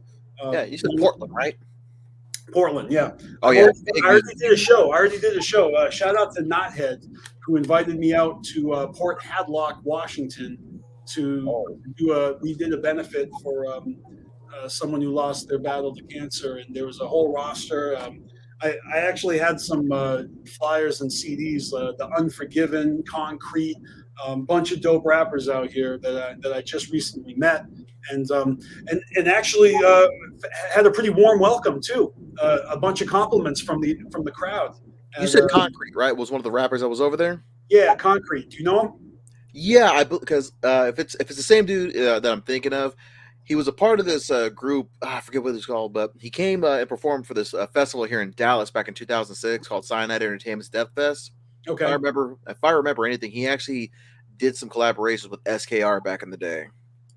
Possibly. He kind of told me a little bit about his past. He used to have CDs in stores and go on tour and stuff. But yeah, I think I know who you're talking about. He was known as Concrete Lyricist at the time. Okay.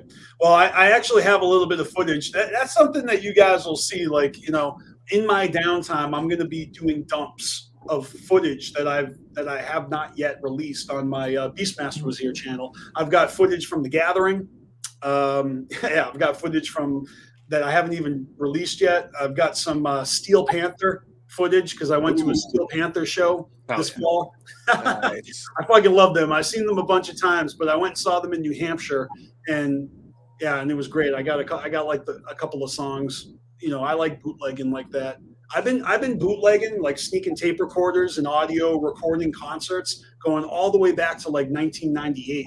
Mm-hmm. And I got all these you know, digital MP3s of the recordings from shit like, I don't know, I got like Ozzy, Marilyn Manson, Rob Zombie, Tom Petty, Bob Dylan, 311. And then I think it was the Mirror Mirror tour where I actually got audio bootlegs of Twisted, Blaze, ABK on their Mirror Mirror tour. And that shit's up on my YouTube channel. So as soon as like the phone technology with the cameras, as soon as I got an iPhone, I'm like, oh, it's on like Donkey Kong. And I started getting video footage at shows.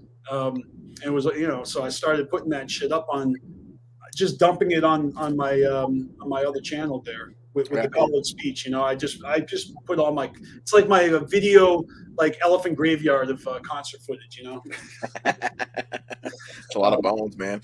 Yeah, it's good stuff. So you guys can, if you're following that channel, you'll see a bunch of gathering sets, mostly performances from the Clown Drip stage, and a few clips of ICP. I mean, I didn't stand there and film the whole performance. Sometimes I've been known to do that. But do you ever see that movie Chronicle, where they get the special powers from the meteorite? Yes. And so it's like the handheld found footage type movie. Oh, yeah. Yeah, kind of like Blair Witch, where they're. I always think of that line where the kid's got his camera and his brother is like, yo, you're just like hiding behind that camera, so you don't have to like actually deal with anything. And he's like, oh, whatever. And then he turns into like an alpha predator fucking murderer. And, well, whatever. Anyways, I kind of felt like I went through a phase where I was hiding behind my camera and I was just going to shows and like being almost like a documentarian instead of actually just having fun at the show. But it was fun for me to do that, Yeah. Because I enjoy the media aspect and I enjoy the editing aspect afterwards. And I'm kind of self-taught in all this shit. So I've been fucking teaching myself how to fuck with video editing for the past 10 years, right here on Carnival Spirits. You see it in the podcast. You see it in Chaos's videos.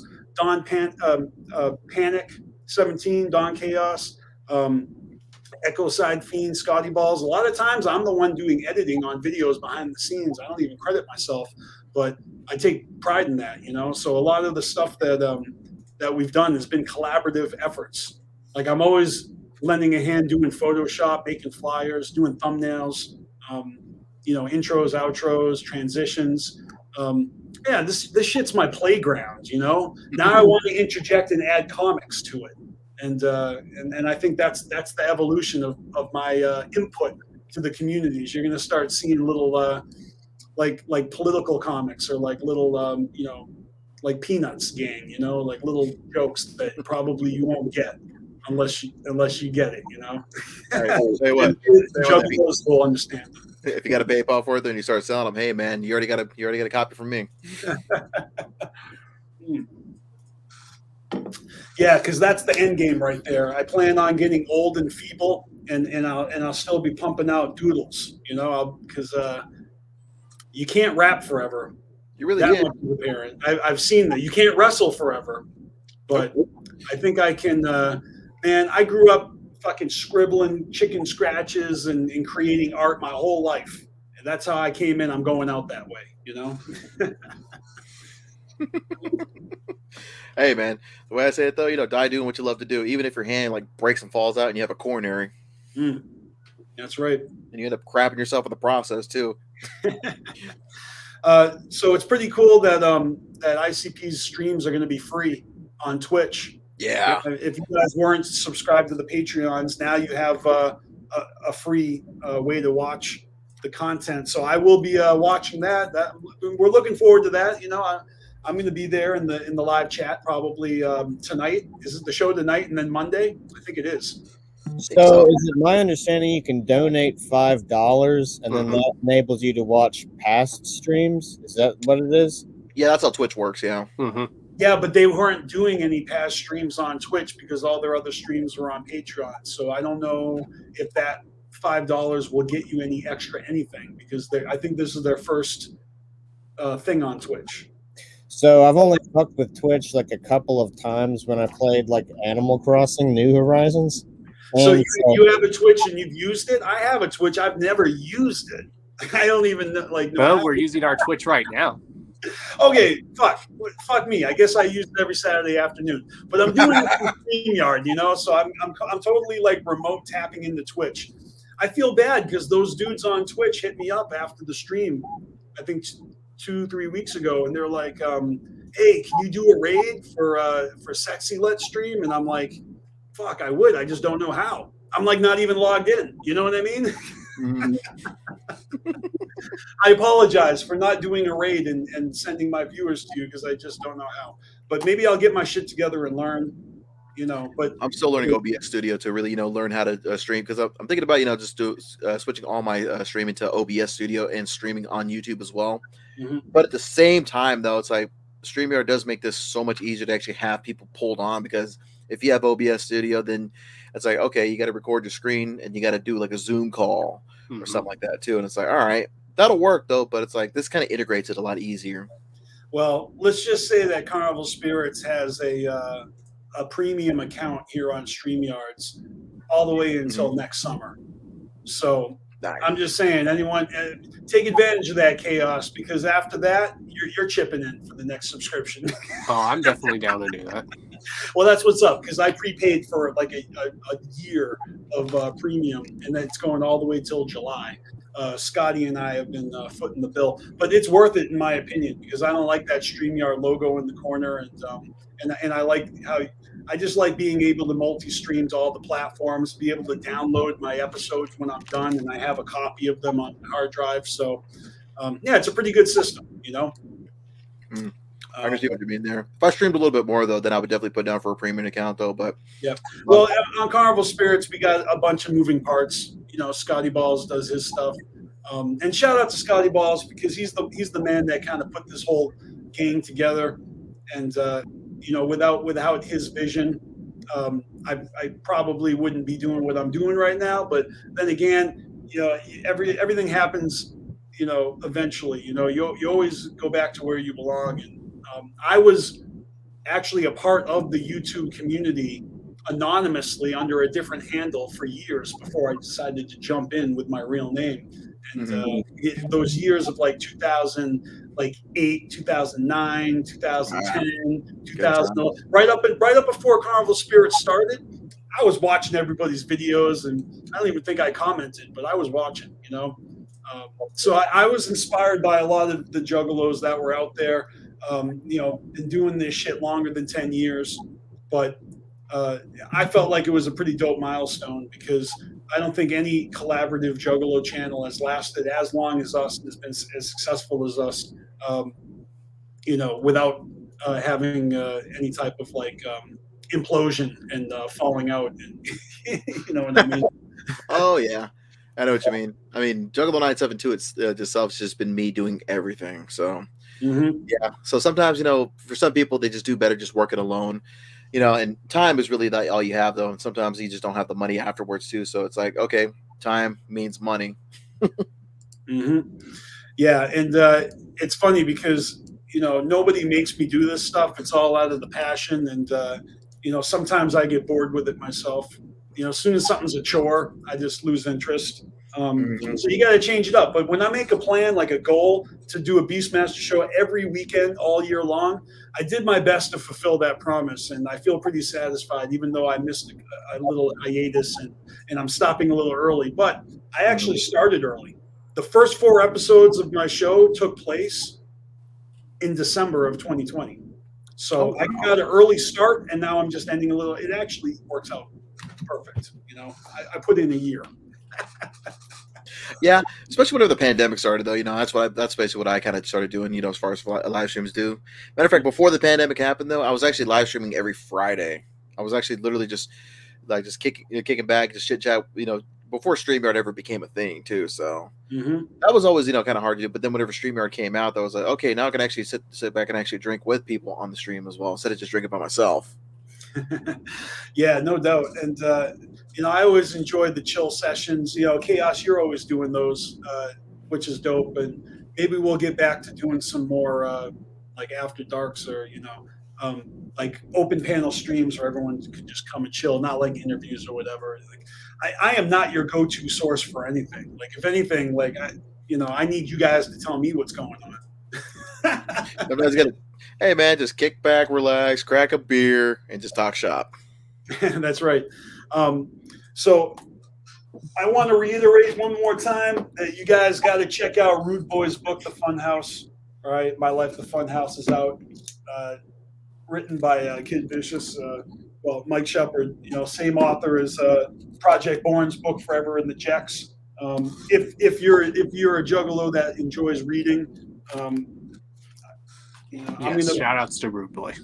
I like the idea of doing book reviews because I don't see a lot of people doing book reviews, and I actually have a small collection of books that I plan on reading, and when I do, that might actually be the motivation to get the book read, is if I do a nice little review afterwards. So, it's funny you mentioned that because I did create a separate YouTube channel called Juggalo's Review, which was just supposed to be specifically Juggalo's Review Foods, but it was going to be a blanket of like you could review music or books. And I did a review of Behind the Paint, and that's all because I don't read books that much. I like reading, but I haven't read a book in a while. You know what I mean? But that Rude Boy book sounds dope.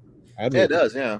Yeah, it's cool. It's kind of broken down into doors, not chapters. So I flipped ahead and I'm like, let's see what door 17 says. That chapter is called Rudy, You're Fucking Up. That's a good title. But yeah, so I just got it this last week. That's why I just wanted to show it off. I've already plastered pictures of me with it, but I'm excited to read it. It's been a long time following ICP, and Rudy's been involved the entire fucking time. And I really have like a full collection of like every single JCW DVD and VHS. Yeah. Yeah, that's why that was a huge honor for us to have Rudy on here. That was yeah. I know Chaos had Rude Boy on the channel 2 weeks ago. Oh, that's awesome, man! Congratulations. That's actually something that we had not yet achieved, I think. So way to make that happen in the nick of time before the 10-year anniversary. That's what's up. And now he needs the clowns on too. I know, right? Well, let me tell you this. On the BeastMasteR show, there was an episode with a silhouette. And then when the episode came, Scotty was the guest because that was the first time I had technical difficulties that made it so my guest couldn't join me. So but I did not make it happen, but I almost had Vinny the ICP Kid on the show. Oh, wow. and we were going to reschedule, but it's just like he's a busy ninja, you know what I mean? And but as long as it took for you and I to get this whole thing down. All I'm saying is that I've committed to continue my show so I can actually get every ninja on the show who I planned. That you will see Vinny the ICP Kid on the BeastMasteR show next year, because we're planning on it. It's just all in due time. Oh, absolutely. Yeah, because I had a lot of fun doing this. I'm having a lot of fun right now, and it's I guess for me it's a little bit more therapeutic. Because I did join up to try to distract myself, to try to give myself a little bit of a project to get my head out of a dark place, to really take my high interest area and just dive into it and enjoy myself with the people that also So I kind of just started doing Chaos. You remember what were we doing? Talk about your first show, or talk about your favorite Joker's card. We were just coming up with things, and it was always you used to be able to make replies, right? YouTube reply videos. They took that functionality away right after. It's been almost 10 years now. They took that shit away. You could make a reply video to people. Oh yeah, but now they took away the dislike thing, or you just Now they took away the dislike button. What is going on? I made a video on that, by the way. I encourage everybody to go to that video, and please, if you're on your phone too, hit the thumbs down, and on the comment section, put a middle finger along with it as well, just to protest. Please, I encourage it. That's so fucking weird. Yeah, they obviously just did it because people are so divided about political bullshit. So on CNN or White House videos or shit like that, I guess because it would be a few small fraction of people actually like it, and then it's overwhelmingly downvoted shit. Or And you get people so they're that dislike something just to be an asshole. Yeah, well, they do that with anything, not even political shit, not even the political thing. Like, just there's probably other examples of people where they're being assholes. But I don't know. I don't think it seems like dumb shit move to like remove. Agreed. It's retarded, man. It really is. I've had people bombard my chats. I've had trolls try to bombard my chats as well, though. And and I tell a lot of people sit there and just quit most of the time. Said, no, man, if you got you and your subs or anybody with your wrenches actually battling them off too, man, just as wrong as bad as it can be, though, man, you can push through it though, because I've had so many bombarding thumb down on my shit though, because they don't last. Because most of the time they're just there just to give you a thumbs down and just go away, and then they kind of disappear after a while. Maybe they hang out for a while and like troll you for a while, but I've noticed even trolls get tired if you don't feed them. Oh no, they starve. They really do, and it's the same thing with my channel. I've got if I were to sit there and maybe measure my list in real time in terms of inches, it's about as tall as me. That's my block list and my hate list too. I was going to ask you about that because when Carnival Spirits was brand spanking new, there were a lot of trolls out there like the BWC, and there was a bunch of fucking people with sock accounts that would come and they would flag videos and stuff, and they would really. So, anyways, I would watch the way other juggalos would kind of take the bait and constantly make videos to their trolls, and it's almost like this love-hate relationship. It's like you hate them, but you love to respond to them, and I don't understand that. So I would block them all, and they weren't even trolling us yet. But I'm like, look, we're the new ninjas on the block. Y'all are going to come here and troll us? I would go to other people. I would go to Nappy J's page, and everyone talking shit to Nappy J. Block. They never even got a fucking chance to see Carnival Spirits. They were all blocked before they even found us. Hindsight's 20. Hindsight's 2020 with all that though. It's like they everybody makes their way to you eventually. You know what I mean? Yeah. And the way I've dealt with it though, I don't deal with their bullshit. Matter of fact, the last raid that I did, I actually sat there live and I went and blocked every last one of them in real time too. Matter of fact, one of the guys on my on y'all's chat right now is actually one of my moderators. Anime Waifu Hip Hop Head. He's one of my moderators on my channel, and he actually helped me block out some of these spammers as well. So him and a few others, we sat there for about 5 minutes. I'm just like, okay, hold on, what's going on? I got you. And then I keep refreshing. It's like, okay, we're good. And for another 45 minutes and a couple of shots of whiskey after that, though, we just kept chilling. Yeah, these days now you get people that try to make fake accounts pretending to be someone and stuff. Mm-hmm. We had a disgruntled member on this channel that we had to eject from the panel or from the channel, and he was so mad that he made a channel called CarnivalSpirits. He just misspelled spirits, but he had the same thumbnail. I remember that. And he would go and he would just comment fucked up shit on other people's channels, posing as us. And then he would come to all my music on my channel and just thumb down everything. Real annoying, but eventually he starved. Because I had one troll. This is how much heat that I have with all this. I had one troll who posed as me in 3 different channels. He actually took a picture of me from my Facebook account. Actually, I don't know how he got a hold of it, but I think he found because when your shit's private though, your public profile account though is the profile pic itself is still public. Yeah. And he posed as Juggalo 972 with a space in between and a capitalized as well, and one with a space as well, but lowercase as well, and would sit there and just go around thumbing down my shit. And I actually had to report this asshole. Yeah. Found out who this guy was, and he goes by the name of John Tram on YouTube. Okay. Oh yeah, he's from Kentucky, by the way. He's from Kentucky, and what's even worse about that is the fact hole in your resume, Tron. Trying to. Trust me, there's not much to it anyway. Even if you pulled his resume, the only thing you find is failed troll. Oh yeah, and you got heat. You got heat though, especially whenever you can sit there and brush those fuckers off too. I mean, What's your troll situation, Ross? Do you get a lot of fucked up comments at all, or does everyone just love in the door? Like, do you ever get people fucking get triggered by your cartoons? Or Oh well, as far as the inside the clown's butt thing, like I said, of its viral nature, it's being like shown. It's the thumbnail's been suggested to like 31 million people or something. So you'll get tons of these outraged parents who like their children were watching YouTube videos and now came on, and then they're like, "Oh my god!" And they're like, "What?" I get what the fuck is probably the most common, simple.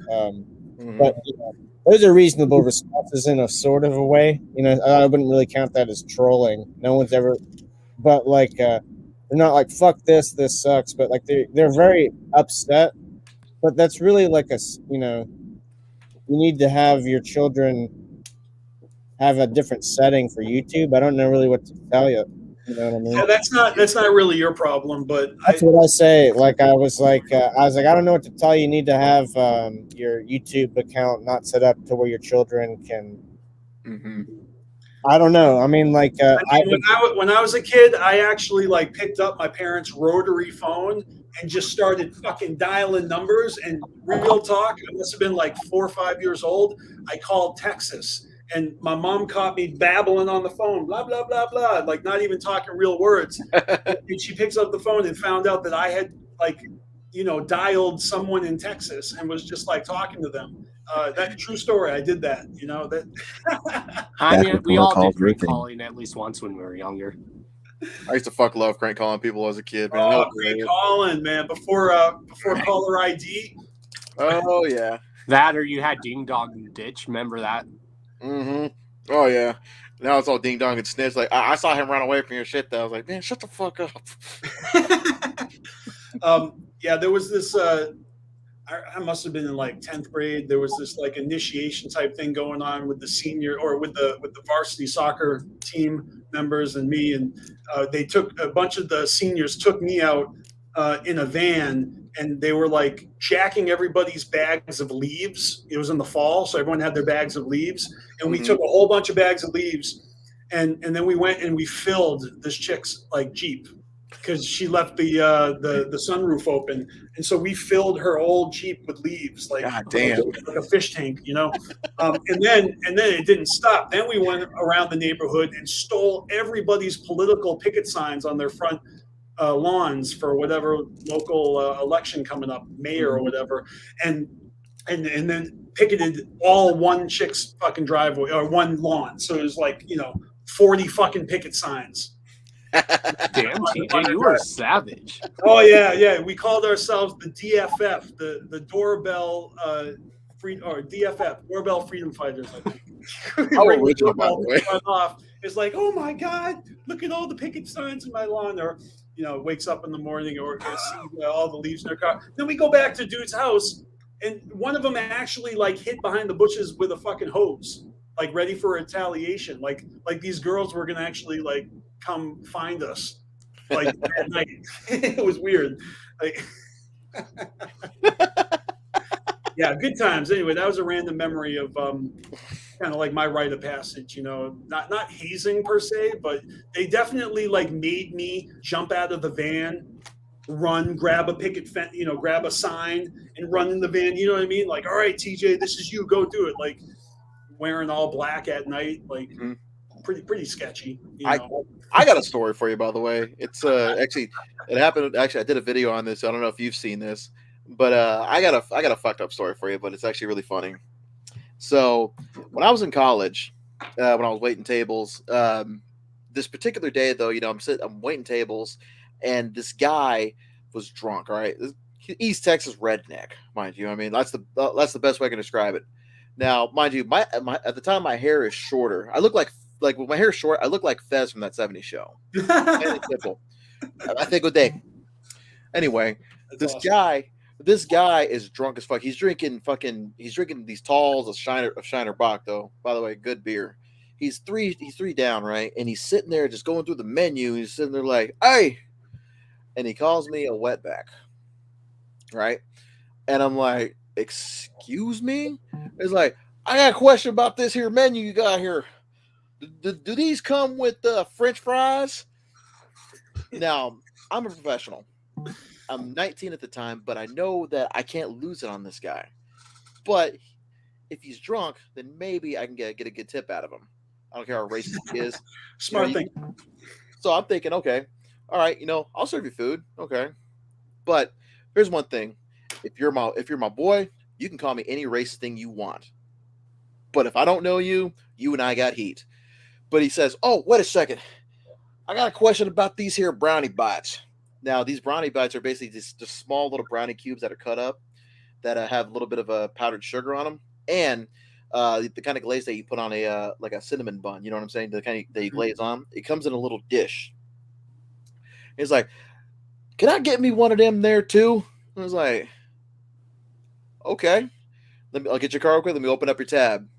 Now, at this particular time, I'm seeing somebody at this job. Right, she and I have been messing around a little bit, and mind you, I'm trying to calm down because like this guy is pissing me off, and I think, wait a second.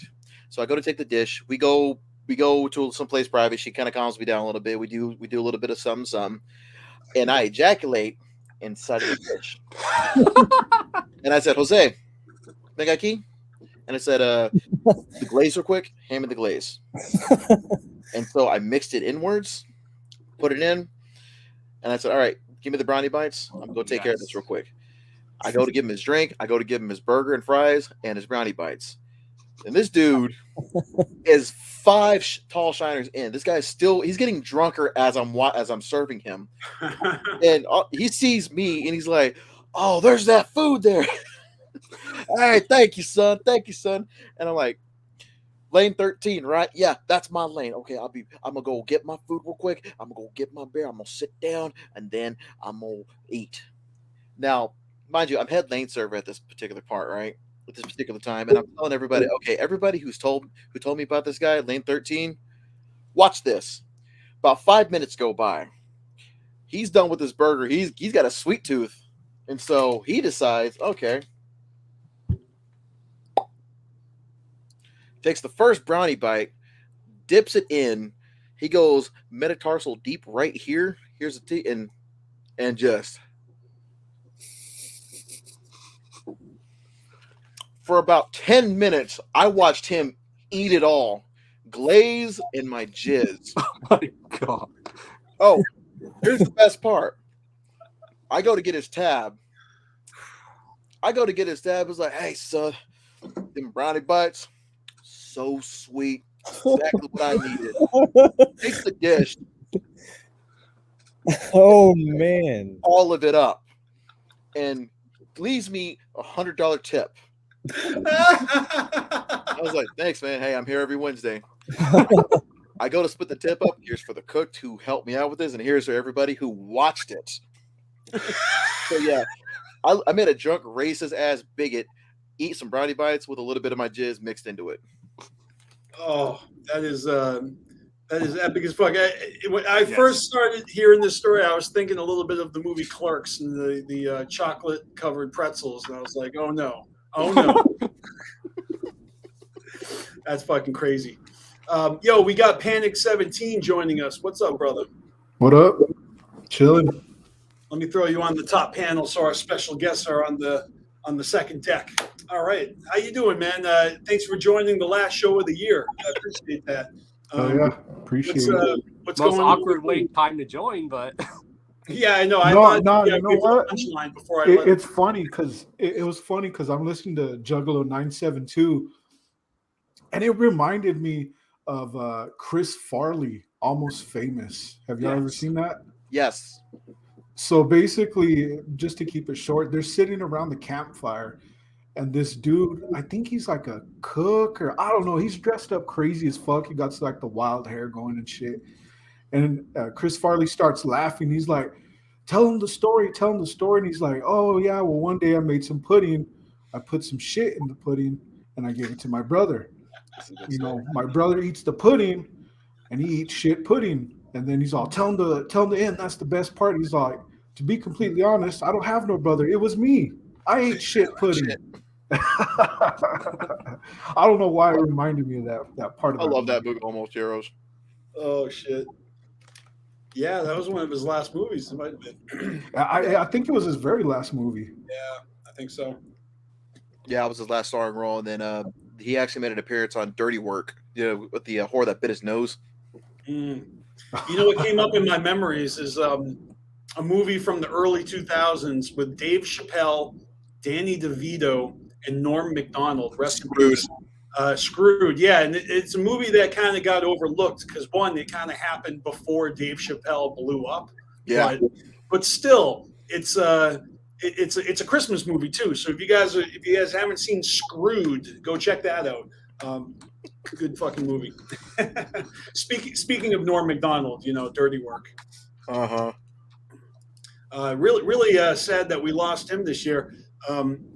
Probably one of the biggest losses of my lifetime. Like as far as me being a fan, I was a huge I am a huge Norm Macdonald fan. That guy is fucking awesome. My whole life. Yeah, he used to be on a show called The Adventures of Pete and Pete on Nickelodeon. That was him, right? Wasn't it? Yeah, he was on that. It's weird. Like so was Michael Stipe of REM. He had a mask on, but so it was kind of like a uncredited role, but I'm a huge REM fan, so that's like a weird tidbit. See, I remember Pete and Pete. Who was he on that show? I swore he was on that show. Oh, am I fucking up? Am I wrong? Norm I don't know. I haven't seen it in fucking years. Yeah, me neither. Me neither. This is like a vague memory, so I could be wrong. Actually, maybe he was Arnie. No, I don't know. Yeah, someone will correct me. You guys fact check me all the time. I'm not doing research before this. This was just like a stoner memory. No, a lot of my shows that I do are always on a whim too. So I got the show that Norm Macdonald had done most recently in like the past few years, like the Norm Macdonald show, where he sits down at a table and is the host and he has a guest. Check that shit out. It is hilarious. You got to see the one with Jane Fonda when he's hitting on her.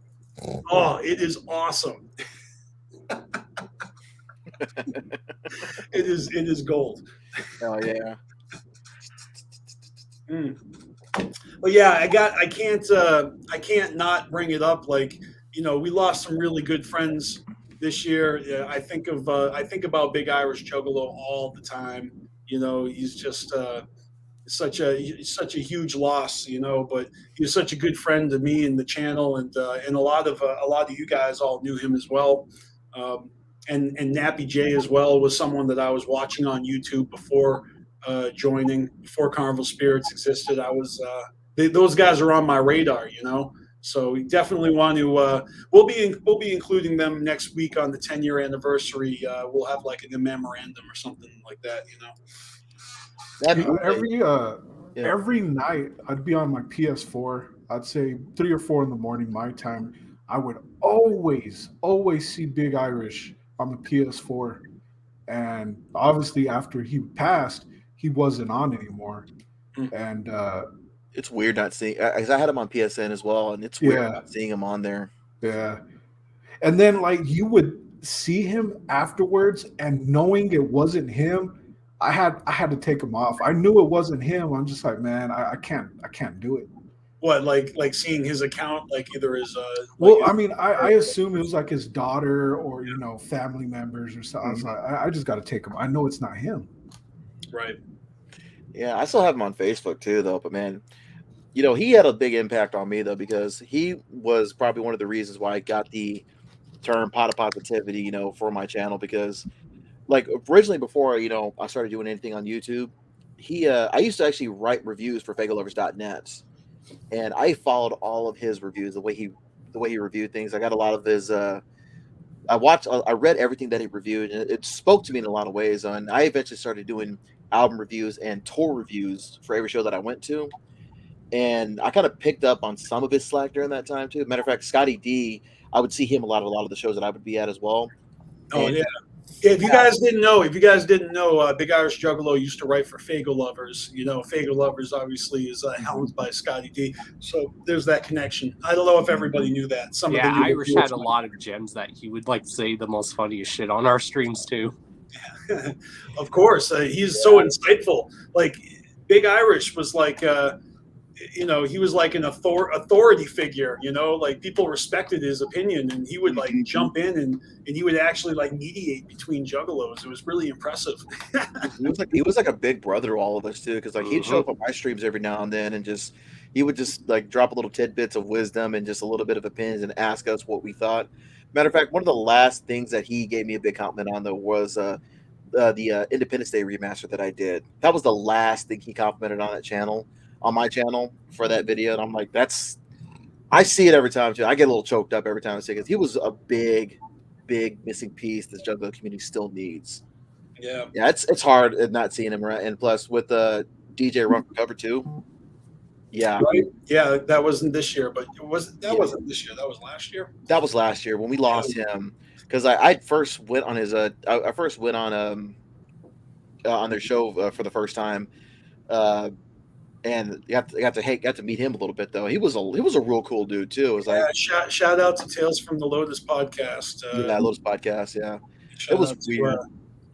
It was weird losing him, man. It really was, because like he was. It was just like talking to Big Irish in a lot of ways. So then we lost him, and it was like, fuck, man. Right? Why? Yep. Rest in peace, DJ Run for Cover. Mm-hmm. Yep. It's definitely tough, you know, and you know, we're all getting older, and we all got to take care of ourselves. You know, it's really interesting when you look at this community, like the fallen ninjas. That the number, you know, there's so many ninjas out there that are impactful in these in the lives of people I follow. Like I always hear, anytime a juggalo passes away, I always see the ripple effects of it on my social media, even if I didn't know the dude myself. So many mutual friends, you know, and I've seen some beautiful like murals and stuff, like butterflies with all the pictures of all these fallen ninjas, and Psychopathic was given like a banner and they put it up in the warehouse. I don't know if it's still there, but I remember they showed that shit off one time. Yeah, I remember that too. It might have been when they were doing the virtual tours of Psychopathic Studios, you know. Yeah, I think so. Yeah, but yeah, whenever Josh passed too, though, like to me, like the first thing I thought was Juggalos for Jesus. That was the first thing I remember from MySpace. Like, man, all those years, it's like wow. And then, you know, Church of the Dark Carnival, all that, you know, specifically when we were all over Angel Fire. If you remember that, though, the community of Juggalos that were on Angel Fire that moved to MySpace, even on Zanga, if you remember that. I remember Angel Fire. Yeah. But, you know, a lot of us, you know, have to, I guess in some ways, a lot of us pick up, you know, for where we left off from there, where they left off in a way, too, because nobody could ever replace those two. So I this is a good transition, because I do have one more topic, maybe to lighten the mood, but the transition is this. There's a movie out there, and it's brand new, and it's very new, okay? I watch movies like all the fucking time, and I'm a huge fan of David Cross, the comedian. Okay, so if you know who David Cross is, maybe you know him from his character in Arrested Development. You might know him from his previous work on HBO with Mr. Show with Dave Odenkirk. But anyways, I digress. One of my favorite atheist comedians, and he's in this movie called The Dark Divide, or The Dark Divide, I think it's called. So I'm like, oh, that's cool. Let me check this out. It's like an indie film. It's like a serious film of like, and it's a true story. So this guy, his wife, has cancer, and you know he's coping with that, right? So through flashbacks, you see the harsh relationship dynamic shift where when she gets ill and there's nothing he can do, you know. So she encourages him to go off and and chase his dreams, which is to and all right. Anyway, the reason I'm bringing this fucking movie up, I'm going to keep it short, but there are a few bullet points I got to hit. Number one, go watch the trailer for this movie. You don't have to watch the movie, but just go watch the trailer for it. You will see a fucking Hatchet Man. Okay? And that was like, huh? I see this Hatchet Man on the arm of this chick who is at the gas station, and he's talking to her. And I'm like, all right, well, I need to see this movie, because I'm a big fan of David Cross, and there's a fucking Hatchet Man in the movie, on the trailer for the movie, on full display. So hook, line, and sinker, I'm going to watch this movie. Not only is that scene right in the beginning of the movie, and this chick is playing a very small, character in the film, but that Hatchet Man is on display front and center on her arm, really kind of adding to her character, and it's a funny conversation because that's when you learn what he is out there to do on his little hike. And what he's out there to do is to discover, research, and chronicle and document rare butterflies.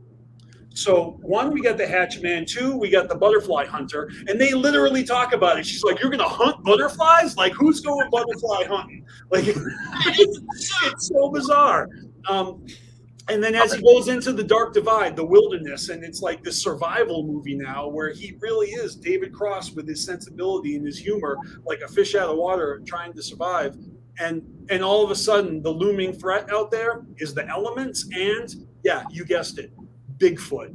So juggalos, butterflies, and Bigfoot. This movie is so fucking intertwined with the Dark Carnival. It's fucking stupefying. And I'm not even saying it's a good movie. It is a good movie. But those it's not the type of movie. It's not like an action-packed movie. It's kind of like it's a character development where, and it's touching and it's kind of sad and, but it has these elements that connects it in my juggalo brain. I'm just like, whoa. I was just at the gathering this year. They did the whole Bigfoot fucking extravaganza thing, and they got the song about Bigfoot's dick, and of course the butterfly factor, like, and then the Hatchet Man on full display right at the beginning. Like, I feel like there's some messages here, and I just wanted to put that out there. If anyone else wants to go experience that, and I'm gonna go check that out too. Yeah, I mean, it's just, it is what it is. It's a real indie film. And it was really well made, and that's it. I mean, like, I'm not going to tell you if Bigfoot's in the movie. I'm not trying to spoil the movie, but like, yeah, the threat of Bigfoot is there, and that's fine. Yeah, so it's called The Dark Divide. It's a new movie. It came out last year in the pandemic. We'll have to check that out. Yeah, definitely get creative with that, though. I'll tell you that. Yes, sir. So yeah, that was pretty much the last of my my notes. I guess there is one more thing worth mentioning. Darby O'Trill, recently signed to LSP. Him and Devereaux working together on new music, and they re-released their project called Piecemeal, which I actually already purchased a hard copy of. But the re-release on LSP, I hear tell, has a liner note thank you section that actually thanks Carnival Spirits. So I just thought that was really dope, and I can't wait to get my hard copy. Chaos, you're the one that told me. Maybe you found out on Team MUJ's stream, but that's fucking awesome. I did hear somewhere that Darby said that with the reissue, he added some more freshness to the booklet. Yeah, and so if there's like a thank you or a shout out to Carnival Spirits in the liner notes of that CD, that is fucking awesome, and that I'm very happy to add that to the achievements list of Carnival Spirits in this past decade. Like, who would have thunk we get? Speaking of that, okay, you're like LSP's #1 fan. Hey, my boy Clash is part of it too, so he's a good. Hey, those are my boys. Hey, Chaos has tried to get me to join his cult so many times, and I just keep ducking and weaving. It's not going to happen. It's not going to happen. I'm just saying. Purely speculation. Does it come with Kool-Aid? Does it come with the Kool-Aid? Yeah. I swear to God, anytime LSP has something for sale, I get a link from Chaos, and I'm not going to click it, but it's all good. It's like when your boy tells you, man, you got to see this penis, man. Like, dude, it's ugly as fuck. You're like, I don't want to look at it, man. It's like, what you look at is like, Jesus Christ, where did the third ball come from? Oh, this smells like shit. Here, smell it. I know, right? It smells like chloroform. No, and I'm not even saying I'm actually a fan. I listen to that shit on Spotify. But like I said, if I'm buying actual tokens of appreciation, I really gotta like you as a person, an artist, that to be adding to a CD collection that's getting no play. Like that shit better be signed, you know, not on the cellophane, but actually on the fucking disc. Like, oh man. What's up, Shanzi? Shanzi in the chat. What's up, brother? So I've got to go and take a step out too because I've got to start making dinner. But sounds good. Thank you guys for having me on. I've been trying to get on forever. BeastMaster, you've been trying to help me get on as well. You know, just the fucking stars finally, you know, linked together too, or in this case, you know, you and the satellite up in orbit, wherever the fuck you are. Exactly. But it's nice. It's nice to be able to cap off the year in my show with this episode. You guys have been awesome guests. I normally tell everybody you're welcome back again, and you are. It's just things are going to change next year, but you're welcome back next week if you want to join us for the 10-year stream. That's going to be a fucking panel. I will definitely do the best I can to try to make it through. But Don, it's finally nice to meet you, by the way. Hell yeah. Appreciate you, bro. Hey, anytime, brother. Too sweet, man. Panic, nice to meet you too. Ross TV, man. Good luck, man. Keep it going, brother. Too sweet. And BeastMaster, man. I'll see you on the social media waves or whenever you get out of orbit or something like that, though. I don't know. Maybe crack some skulls and drink out of a human skull. Hell yeah. And make sure you send me a link, all your links that you want me to put in the description, send them to me and I'll get them pasted up on there. So you guys can go subscribe to Juggalo 972. Check out the Pot of Positivity. Check out the remasters. Just do a deep dive on the channel and enjoy yourself, you know? Oh, one more thing, too. People have been asking me where the fuck I came up with the design for my new logo. Here, give me 1 second. I'm going to show you where I got it from. Give me one second. I'm excited. I'm going to put him in the front here so we can give him full screen. Oops, you're gonna fall. I know, I see him. That's what I'm saying. Uh-oh. Avalanche. Look, I'll pick it up in a second. And we never heard from him again.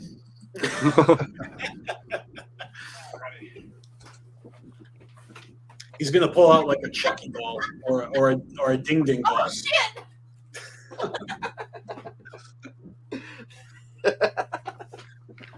All right. It's a mess. Don't even worry about it. Hang on. Okay.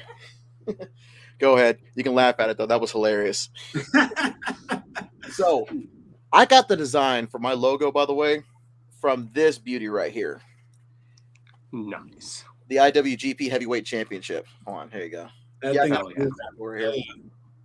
Yeah. The most prestigious wrestling world title in the world. So, Facts. Plain and simple. That's where I got it from. That's what's up. Yeah, it's you definitely got an interesting life. I love following you on here. I hope you guys watching will subscribe to his channel and check out his future broadcasts. You know, same thing with Ross TV. I don't know if you got to go, but hey, thank you for joining us, man. I appreciate you, and have a great holiday. Happy New Year, and hopefully we'll be able to do this again sometime soon. Definitely, man. I love every last one of y'all. Peace. God bless. We get to each other, and I'll see you fuckers around. You're right. Fuck yeah. All right. So now there's just the four of us. We got the whole the whole frame filled out. That's very nice. Let's see.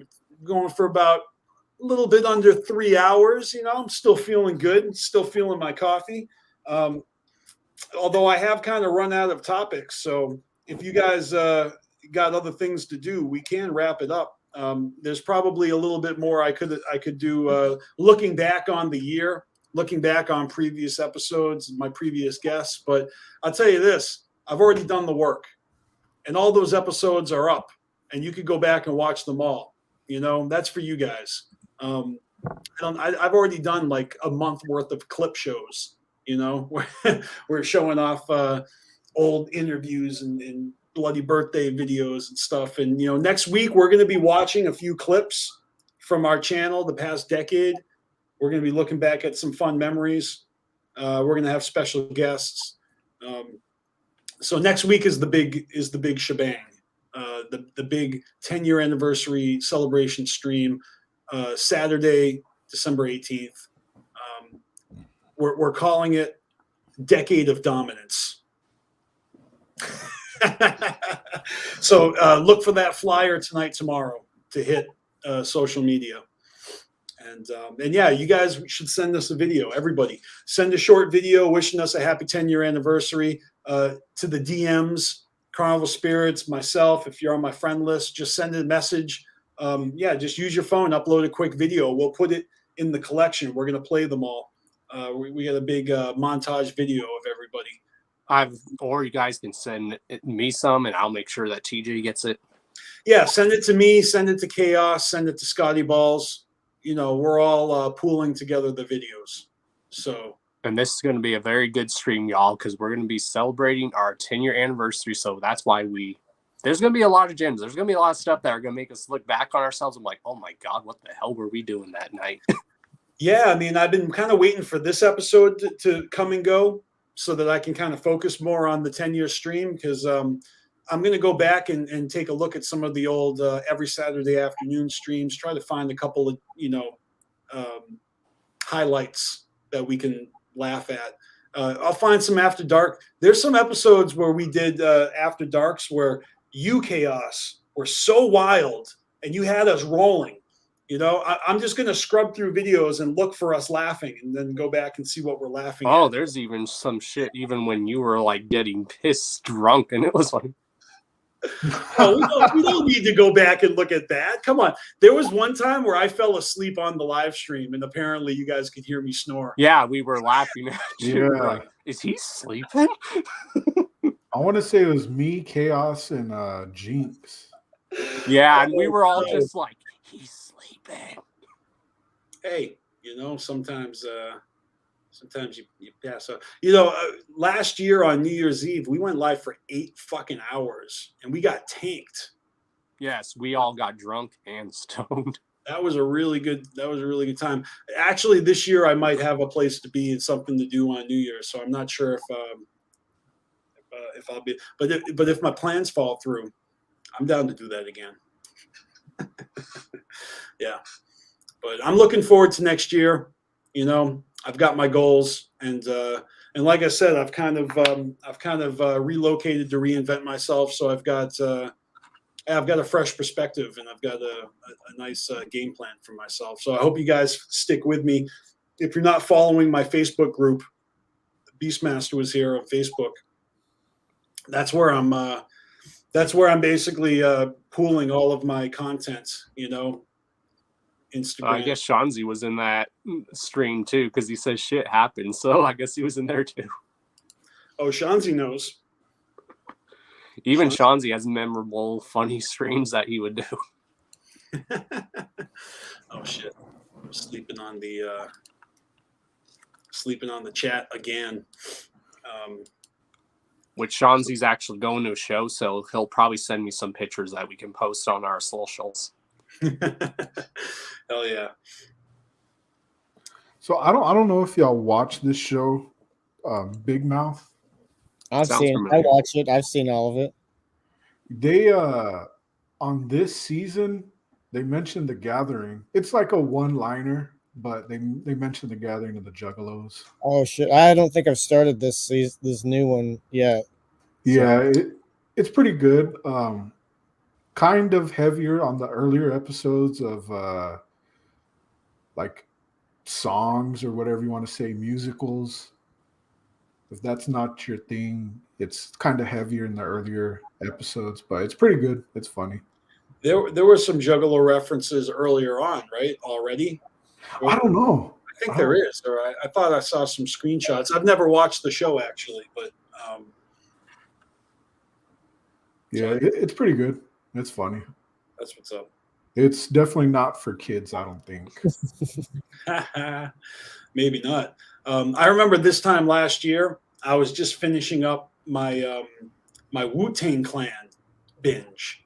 I made it a point to listen to every album from Wu-Tang and every Wu-Tang member in the order that they came out, and it took months to cover all of it.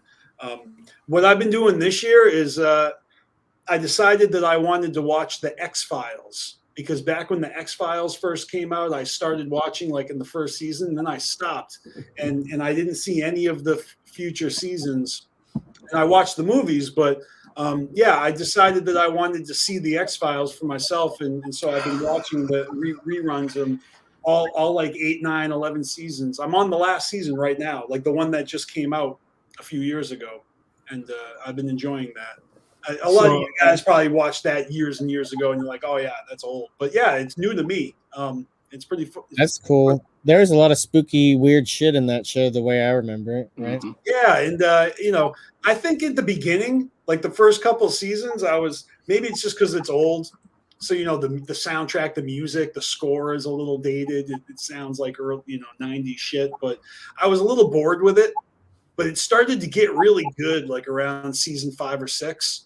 I started to get invested. Like I don't know, I was impressed how it didn't like start off strong and fizzle away. If anything, it was the opposite. It kind of started off weak and it got better. And so I'm on the last season right now. Actually, I think I got one fucking episode left before I'm done. So that's mission accomplished. I have now seen all of the X-Files. It's funny. That makes me laugh because I remember when I was like a teen or whatever you want to fucking call it, puberty, started getting into the girls. And I remember seeing that the X-Files is, oh shit, fucking closed the door, turned it on, turned the TV down. I'm like, what the fuck is this? Man, fuck this show. I thought it was something else. What the fuck is this stupid ass show? I was like, fuck this, man. Are you guys fans of the Paranormal Activity movies? Because that's another one that I watched, like the first one and then the second one. And then I fell off, and there's like 5 of them or 6 of them. I've seen about 5 of. I haven't seen the most recent one, or maybe even the one before that. But I've seen several of them. Yeah, I've caught up now, and I only have 2 left. So they've made like a parody of those movies. I forget what it's called. Yeah, that's my thing. Is I've been going back and like kind of like watching the full series of things. Like now I'm almost done. I've seen all of Paranormal Activity. Another thing I've been going back to finish is the Resident Evil series, right? Because the new one is out. So I fell off of Resident Evil after like the 3rd movie. So I started and rewatched them all, and then I'm continuing. So I think I got 2 more of the first, series of with Mila Jovovich. Yeah, Resident Evil I did fall off of. I've seen the first one, but I've not seen any others of the sequels. Mm-hmm. Yeah. They're all right. They're a little bit like jump scare. Like it's just funny because like if you like stuff like The Walking Dead, it's like that. It's just a little bit more like in your face and like because you only got 2 hours of it. It's they got weird after the 3rd movie. So I'm sitting there watching, and everything's calm, and then all of a sudden it's like ding, ding, ding, ding, ding. I was like, oh, Jesus Christ, I'm too high for this.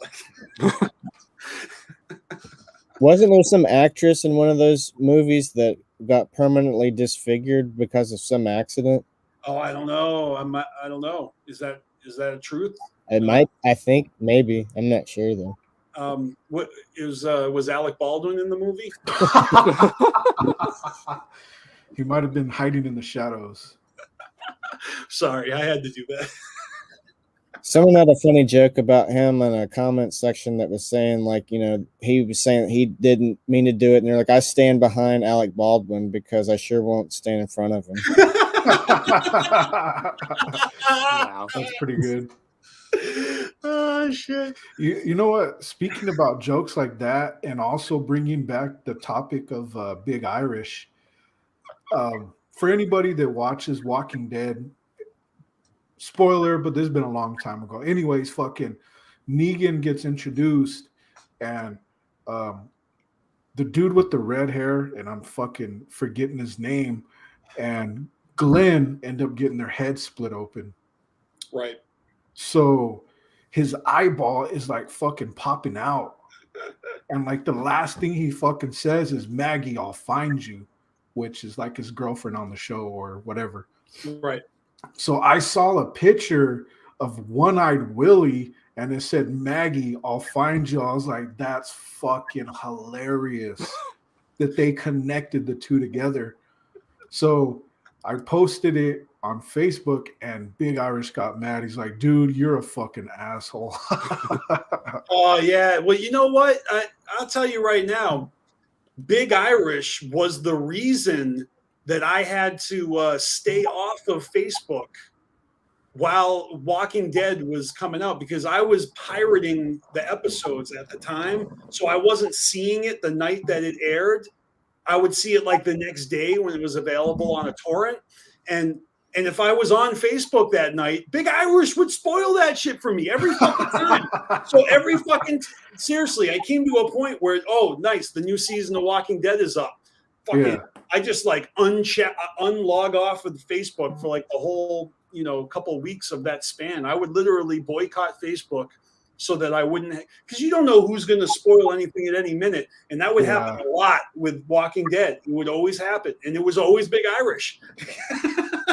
And even it doesn't have to be people. Like the show profile itself will post clips from the show, and you're just like, man, what the fuck? Oh, I know. You spoil it yourself if you watch too many previews and stuff. Yeah, absolutely.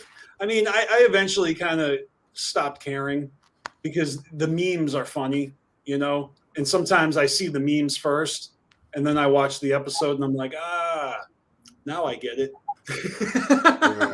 Because everyone's so quick with the memes and I'm so slow on the playback. So I eventually just, tolerate it. And I'm not so much, I don't get triggered when things get spoiled anymore, because it's almost impossible, not to get, unless you're looking for it, sometimes you can avoid it.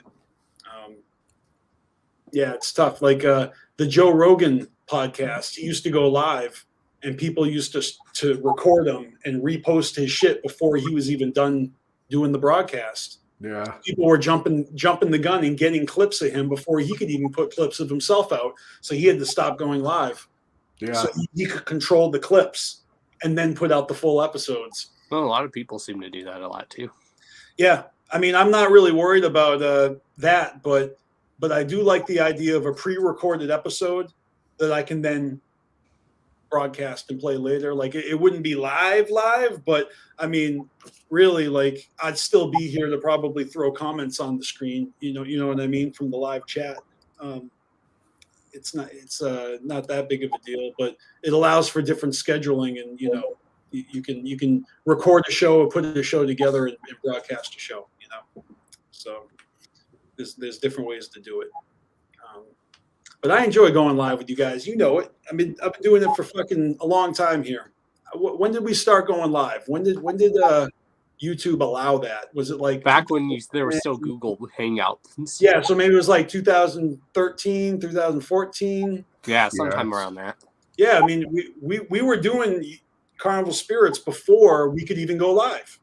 And then when the functionality became a thing, I was like, oh man, that's another comfort zone I got to break. So I just jumped right in, It's it might not come naturally to a lot of people, like don't want to go live or broadcast themselves, but it's a lot of fun in a vlogging, environment. I do enjoy podcasts that actually put out information. I don't know how much useful information we're putting out. I mean, this is,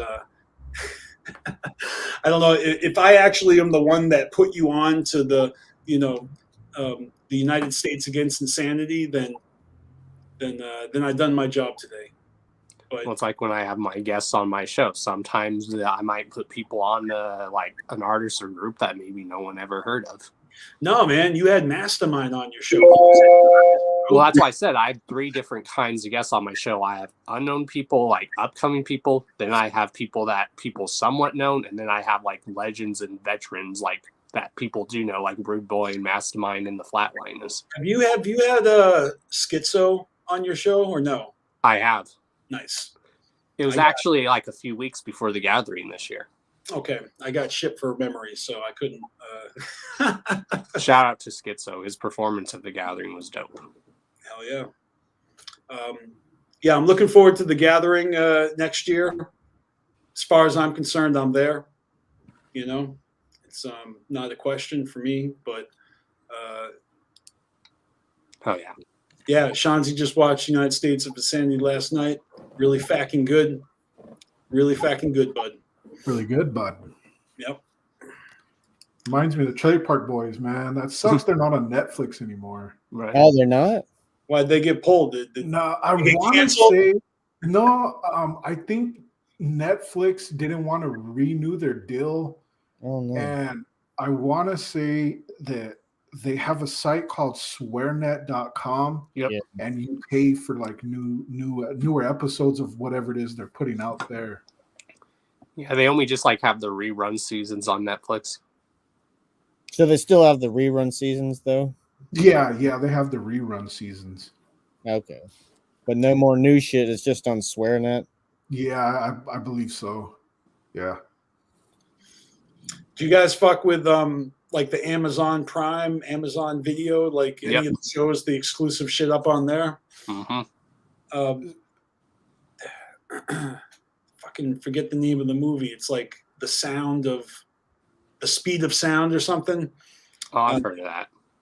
It's a movie about this guy who's like losing his hearing, and he's the drummer for the band. His girlfriend's like the singer and guitar player, and he's losing his hearing. So one of my favorite shows on Amazon Prime. It's like on my list of favorite shows right now. It's that show, The Boys. I think Shaggy recommended that one. Yes. The best way to say it's like Game of Thrones and crazy, but set in a superhero setting, and it's like Watchmen. So it's not your typical superhero thing. So think of like Watchmen. As long as it's not like Heroes. Let's just say it's not your typical superhero thing where they're fucked up. They have issues just like everyone else. So you would like it. Okay. Well, I'm fucked up and have lots of issues. So is that what you're trying to say?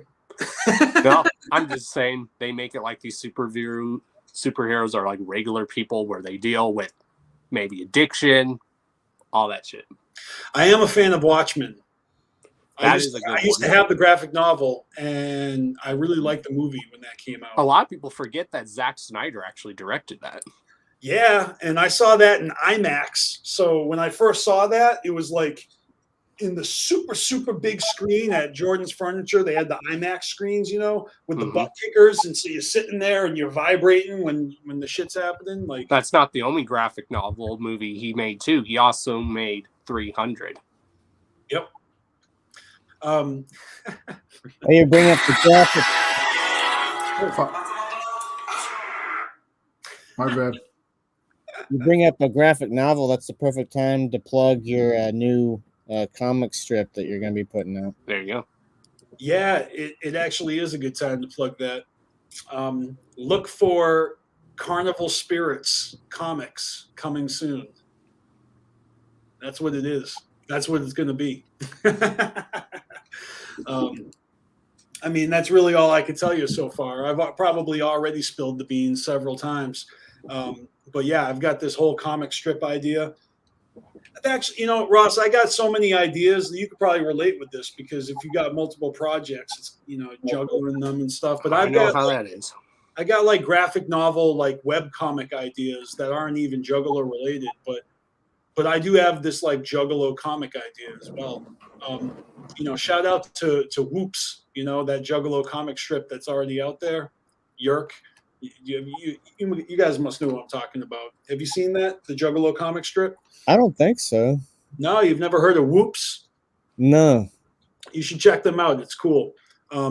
They've been out for years. I remember when they first kind of surfaced, and I was like, oh, damn, someone beat me to the punch. Because I've been thinking about doing it for years and years and years. But yeah, there's a couple of dudes. One guy writes the jokes, and the other guy does the artwork. And they work together, and they put this strip out.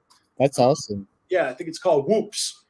And they got little characters with little T-shirts, so you can see like a Hatchet Man or an M&E logo, or a Joker's card.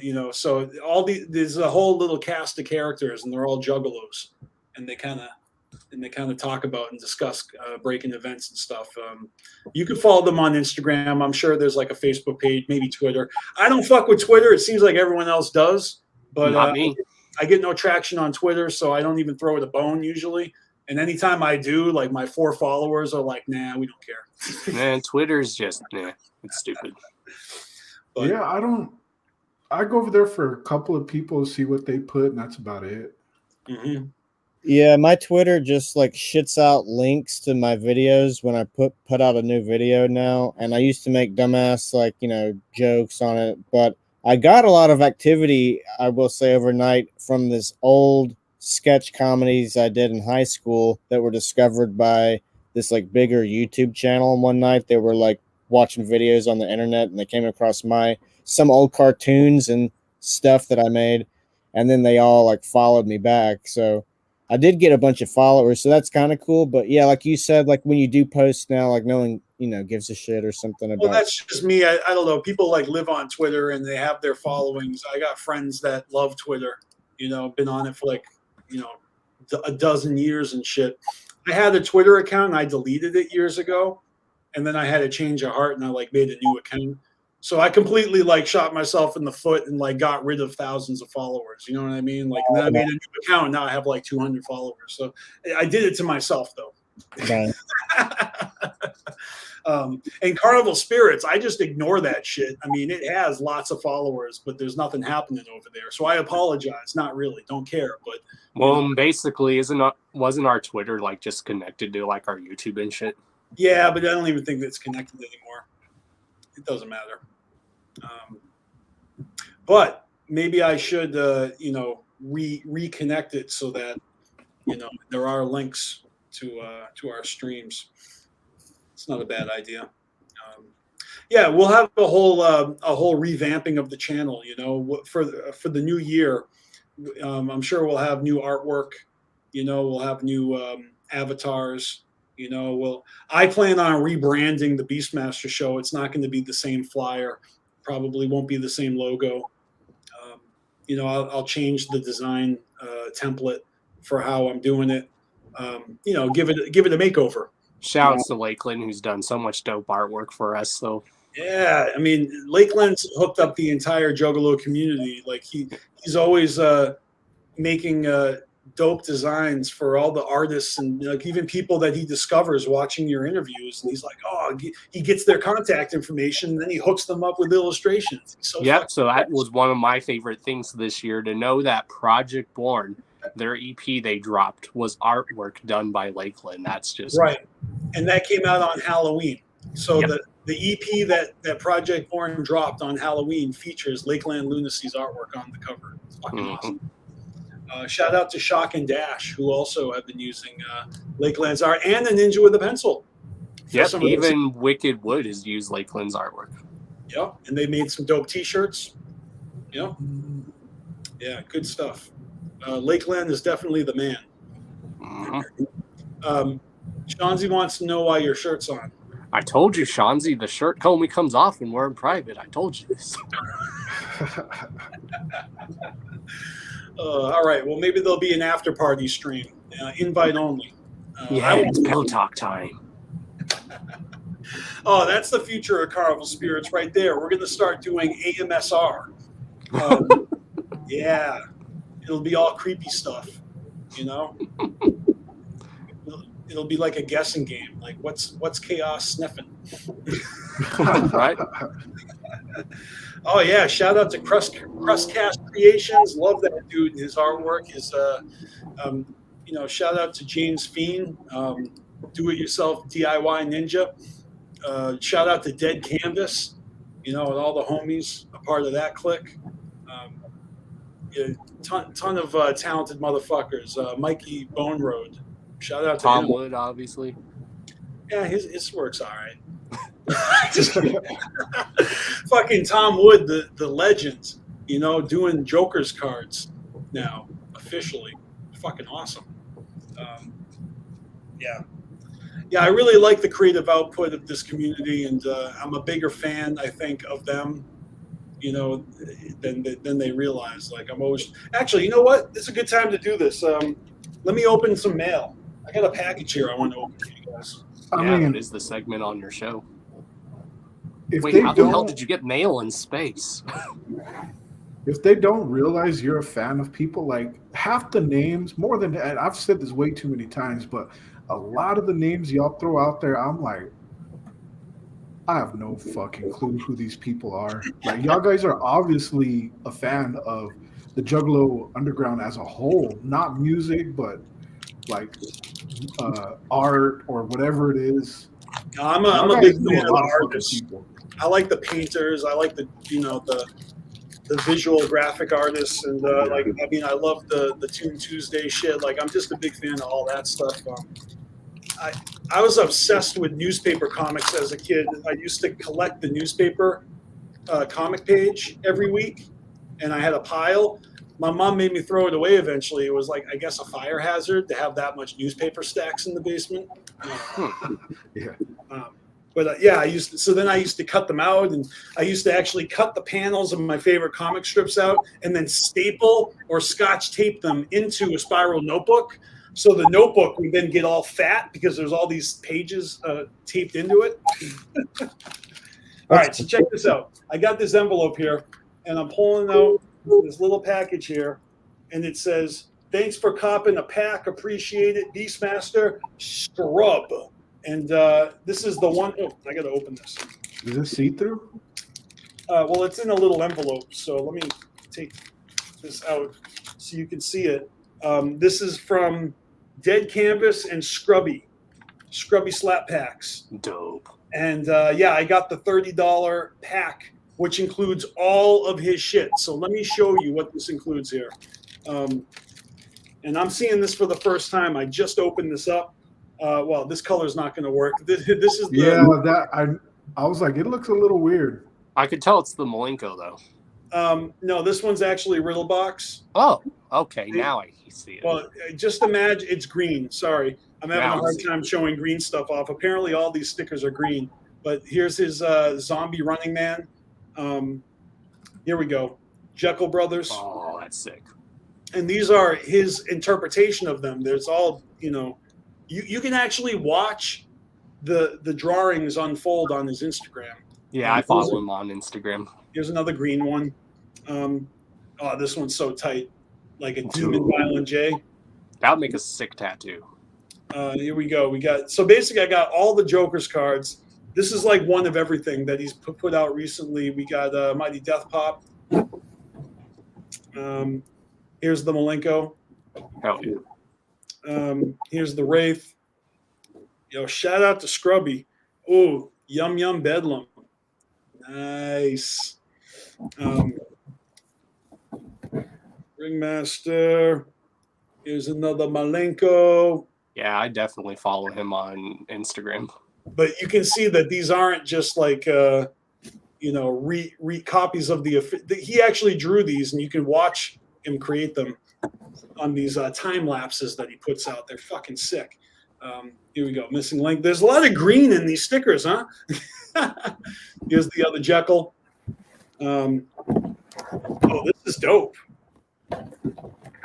This is dope. This is like Mighty Death Pop, but with marijuana leaves on the spikes. Oh, I know you can't see green, but that's you can fresh. see it, right? Oh wow, Chaos! You're gonna like this one. It's Ouija Mac. Hey, that's actually really cool looking. I mean, if you could stick your own tongue out and put it in your ear and have it come out the other ear, it's like something out of the X-Files. Yep. Missing link. Lost. Here's the Shaggy Demon to go with the Violent J. Super dope. There's two more left. Here's Fearless Fred Fury, and last but not least, Bang Pow Boom. So I wanted to, you know, cop the full sticker pack, and you know, shout out to Dead Canvas, and definitely go support this motherfucker. Go get your own sticker pack. He's got prints and shirts and all that stuff. Yeah, deadcanvas.com. That's what's up. This is a perfect transition to show. I got these things that I made as art. Nice. Yes, they let me put this stuff up at where I work at the hospital around Halloween time. So I made all these construction paper cutout images, I'll show you guys all these images, and then I'm going to dip out. And I also thank you guys for having me on the show as a guest. And so yeah, we got this, and then I did the Ringmaster. Nice. Hell yeah. And I got Riddle Box. Well done. Nice. Yeah, those are dope. And then I did the both Jake and Jack Jekyll like combined look. Oh yeah. That's like the board only had but so much space, so I did the one where it's combined, and then I did the Wraith. Nice. And I got to tell you that the hand took. I take pride in getting the hand. I think I did pretty good because it's hard to get like the hand like correct. You know, when you're drawing a hand, and it took me several. Like I had to erase it and do it again, and I think the hand came out pretty good. It did. I think the proportions are just right. It looks good. Yeah. So it could be tough because that hand is like a perspective. You know what I mean? There's like a foreground and a background going on. So you got to get it just right to look right. Yeah. And like most of these other things are like just like big faces, but then the Wraith was like the size of like one of the faces or whatever. But they took about 2 hours each to make these things. Oh, also the Great Malenko. Did I show that one?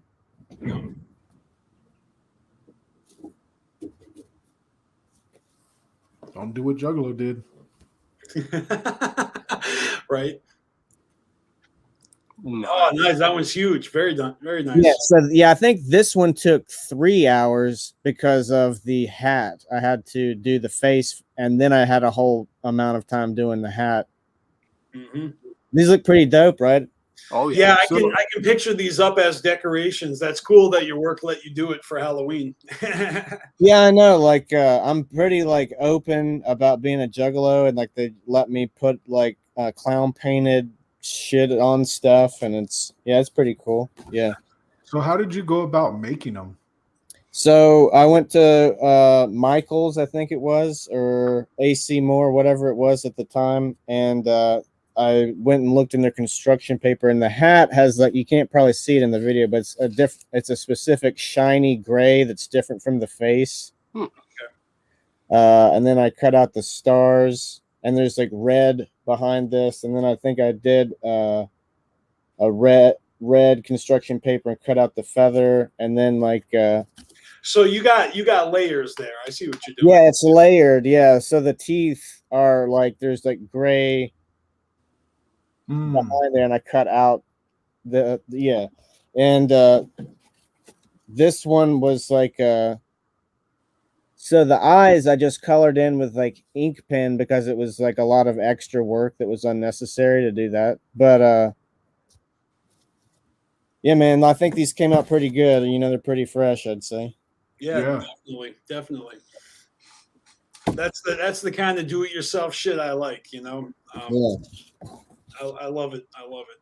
Like, I feel like somebody would probably buy this stuff if I were to sell it, but it's pretty cool, and I like how it all came out. So I probably would just keep this shit. But I would be curious to know if like anybody would someone would buy this shit, probably, right? You know, you throw that shit up on Etsy, someone will buy it. Mm-hmm. One thing that I've always thought about is that there's the whatever you want to call it. There's the thing where people think juggalos are poor, but those people have never been to the fucking gathering and see the mad amounts of money that motherfuckers drop. Mm-hmm. Juggalos got money. They ain't poor. Yep, remember at DCG Con, all the money creative people that were at DCG Con? Yeah, DCG Con was like a real festival of carnies, you know, working, and we were the carnies, the juggalos. It was really impressive, although we only had that one day to enjoy it. But that's how there's people like Dead Canvas, and if Ross wanted to, you know, put the time in, sell those, like they'll buy that stuff. Right. Yeah, there's a market for that. That's something that I do want to do eventually too, is that, you know, sell some merchandise with the with the artwork on it. But I don't want to let merchandising drive the project. It should be the other way around. I want the project to be accompanied by merchandise. It's not about selling t-shirts, although I can see t-shirts being a fun thing to do once I've established some sort of cartoon characters. There's opportunity there. Because interestingly enough, I'll tell you this before I leave. You're talking about this topic of merch and a cartoon character. So I did the Inside of Clown's Butt, and it got to 1 million views. So then I used, like, there's sites you probably have heard of them, like TeePublic, and a couple of other things that's viral style. And I uploaded the image of the cartoon on the shirts to sell. Now there's also a function on YouTube to where you can easily see like the t-shirt links and click on them and go there. And I don't have it set up. I have it in like the description, and there's links in there, but it might get more traction if I set it up to where you can click on like the picture links. But I haven't moved a single t-shirt. You would think if of a video that has millions of views, some activity would go there, but I've had no. I bought a shirt myself to see how it would turn out, but I haven't moved a single shirt out of any of that. Yeah, but I've done that a few with some of my stuff. Like this past gathering, I ordered a prototype of what a jersey would look like with my logo, and it turned out really good, actually. Yeah, and I did too. You and me both did it, and there's a picture of you and me at the gathering, both wearing our custom prototype shirts. You have your Chaos one, I got my BeastMaster one. Both Lakeland Lunacy artwork. And those actually turned out really good. They did. But yeah, I mean, we had a whole Carnival Spirits t-shirt web store, and when we put it up, we initially got a few sales, but there isn't really a demand for that, and that's really fine. But although there is opportunity for merchandising, you just got to be aggressive, I suppose. You don't know until you put it out there. So you could basically make your own shirt. Like if there's a shirt you wanted, you could just make it yourself. Yeah, pretty much. Yeah, I mean, look, you ever go to the mall and you see those kiosks, and you could straight up bring a photograph in and have it lasered onto a mug, a t-shirt. Oh yeah, my mom has a machine like that at her house. She has what's called a Cricut machine, and you can put a logo, like take my logo, you can like print it on like anything. You can put it on a coffee mug, like anything. My mom has a machine for that. You can do anything nowadays. It's called like a Cricut machine. They're not cheap to buy, but they're worth it. You can go and have something 3D printed. I mean, the technology is fucking bonkers. There's a lot of shirt like printing companies like here in Denver. I look at people's tattoos nowadays, like seriously, like the level of skill that people have in the shading, and it's like photorealistic like tattoos. You look at old movies, or you know anyone who was in like Vietnam, they got like the Tasmanian devil and Daffy Duck tattooed on them poorly, so everyone's just leveling up all around. Good stuff. Well, hey, I don't want to keep you any longer, Ross. Thank you so much for joining us and chopping it up. It's been a lot of fun.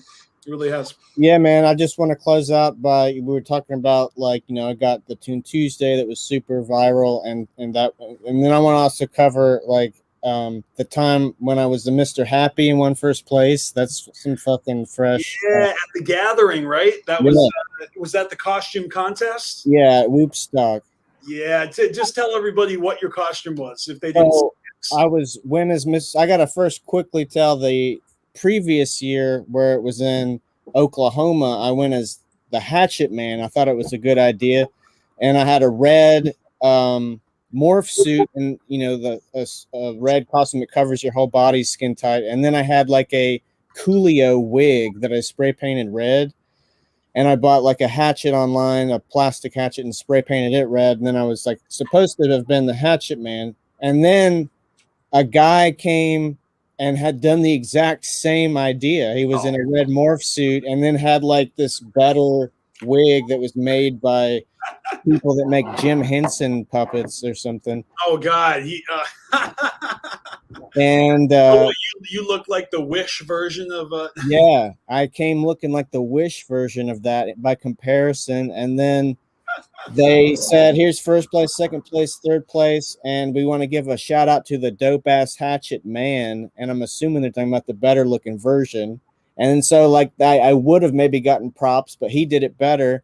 And then so I didn't place, and I was like, you know what, I'm gonna come back next year and I thought of the idea, I think right away after losing. I was like, I'm going to come back next year as Mr. Happy, and I'm going to do the costume as like verbatim to the song as possible, and I'm going to win first place next year. And damn if it didn't fucking happen. You know what I'm saying? You came out with a bicycle without just yeah.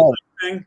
I rode up on, like, there's some people that had showed up, like the first few people in costumes to get ready for the contest for the day, and then like I roll up on my bike. And then, like, they're, like, talking some shit, like, oh, yeah, don't even try. But, like, they were intimidated because how fresh that fucking bike and my whole look was. You know what I'm saying? And I didn't think for sure I was going to win, but they read everybody's names off, like, third place, second place. And I was like, oh, I guess I didn't win. And then they're, like, saying, like, first place, Mr. Happy. And the feeling of winning first place like that, yeah. And, like when you heard third and second get called off, and you just thought, oh, I didn't place, and then you won. Yeah. Everybody was really happy for me. Mostly, some people were like disappointed because they'd spent a lot of time on their costumes or something. And then one guy was like, "I'm not gonna lie, it's pretty fresh." But like they like make like monster masks, and like a lot of people come thinking they'll, you know, a lot of people come in mind trying to be first place, you know, but you know, only one can be first place. And this one, it's tough not winning. It's yeah. Well, it motivated me to go harder the next year, and it paid off, obviously. So sometimes it takes like trying and failing to motivate you to want to do it again. Otherwise, you might be like, "Oh, I'm never doing that again," and you know, so it can go either way. But like that example in my life shows, like sometimes if you do try, you will get you know. Not only did I could have gotten third or second, and that would have been like also a win. But it went, man, it was so fucking dope. And so a lot of it is like you got to show the crowd what your costume is, but you also got to go up to the judges and interact with them a little bit. And I think that can be lost on you if it's your first time doing it. You're not really aware of how the costume contest works at the gathering. And so you go over to the judges, and I had the basket full of like, you know, cherries and oranges and, you know, limes and all the things that are in the song. And a bottle of booze too, extra, that I was like, and this is for you, the judges, you know what I'm saying? Nice. You sweeten them up, you bribe them. That is smart. Yeah. So I was like coming to want to win, and it was raining a little bit, so like the people that showed up to watch it was extra appreciated and stuff. And it was fun to be. It's fun to be on stage and like, you know, like have your like moments up there, and it's just a fresh ass thing, you know, part of you know, the history of like going to the gathering and all of the stuff. Something I'm very proud. Oh, and the plaque that they give you, you know, to top it off, the sweet ass fucking plaque. That's hanging proudly in like the middle room of where we live, and it's a golden plaque record on the wall. Yeah, man. Yeah, it's a great feeling. That's epic. That's a prize right there. Yeah. Yeah, it's coveted, you know. That's why motherfuckers are salty they didn't win. They wanted that prize. Yeah, the second place girl I didn't see her costume, but apparently I did actually see her. There was 2 tents of all the contestants, and all of them were in one tent, but she had her own tent because she had these wings that she had to keep like safe, and they expanded, and they had all the 6 original Joker's cards on them or something. She was like a butterfly. Nice. And it was very cool, but she got second place. And you get paid $100 also to spin at the merch booth. And apparently, because I went to go spend some money when I got my prize, I got a Flip the Rat jersey. And apparently the girl at the merch booth was employee was telling me that when she came to pick up her shit, she was like talking shit about me, being like, I spent so much time on my shit. You know what I'm saying? She was mad. She was gunning for first place and got knocked to second. But I don't know. What I say is like, be happy you got second. You know what I'm Right? Wait, Second so you're still saying- good. Third still good. That's Yeah. so funny. Like it's like so close but no cigar. You know, you can't be happy with second. Second place is the first loser. That's what she was. Yeah. Hell yeah! Well, hey, I hope to see you at the next gathering, my man, and we are gonna party, and that goes for anyone who's gonna be there. And why? Because it's fun to party with Juggalo Jesus. That's right. I hope you bring it back. Do it. That's a good gimmick. What did you spend all day in the getup or what? Did you That day I did it. Yeah, I'm pretty sure I painted up for the day, and I probably went around all day and night like that. Yeah, I don't know how you weren't hot that day. I was like, dude, aren't you sweating in that thing? Yeah. No, it's fun, man. I like the pageantry. I like the cosplay aspect, and I definitely like that you had a list of questions that you were interviewing. So to be like, that was just great. That was awesome to be involved in that. It's one of my favorite memories from that year that I get to look back on. So it's pretty dope. That's awesome. Who knows? Maybe we'll play that on the stream next Saturday. Sweet. Yeah. Oh yeah, definitely. We'll replay that next week. Me when I had my blue hair. Oh my god. Yeah, we're gonna try and next week we're really gonna try and like showcase like a little bit of everything we've done. So we'll show off a little after dark footage, a little Saturday afternoon footage, some bloody birthday reviews, the interviews. You know, Chaos and me have been pulling up old videos and laughing. And we got a lot of shit that you know. Yeah, there's definitely one that TJ forgot that he did that I sent him. He's like, oh god, and he just started laughing. So really, what it is I think. We're gonna have to embrace the whole like Throwback Thursday thing. Yes. And I think like starting this winter, starting next week, you know, starting the holidays, you're gonna start seeing, you know, clips, throwbacks, you know, and we'll just make that a regular thing. We're gonna pepper the channel in our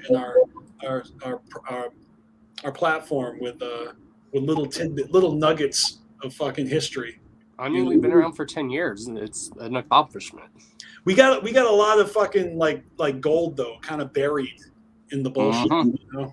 We need to sift through it and kind of reminisce on that shit. A lot of my favorite comedians, they have podcasts, and then they put out like a 5-minute clip of just like a segment, like a highlight from the episode, and I'll watch those. I'll watch like 5, 6, 7 fucking clips before I watch an actual full episode of the podcast. You know what I mean? So that's what I'm talking about, just putting out clips. Mm-hmm.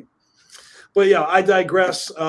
Thank you again, everybody. We're going to have links for Ross TV in the description. I'll be blowing that up, and definitely check out Juggalo 972 as well. And again, if you guys want to come back and celebrate next weekend, you're welcome to. Just let me know. I'll make sure everyone gets a link. And yeah, we'll do it up. It's gonna be a party. Mm-hmm. That's right. And again, happy holidays. You know, I don't have a tree up in my pod right now. That's all right. I got the Star Wars Christmas special. I got mistletoe hanging like Han Solo's little die. You know, he has his little die hanging from the Millennium Falcon. Yeah. I rewatched Solo recently.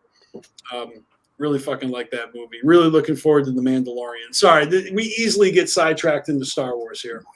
It's okay. So it's let's see, going for 3.5 hours. You know, I still got to play Song of the Week. I'll probably pull up the wheel and we'll spin that. So you guys are welcome to stay as long as you like. And we'll probably wrap this up in the next 15, 20, 30 minutes. We'll call it an episode.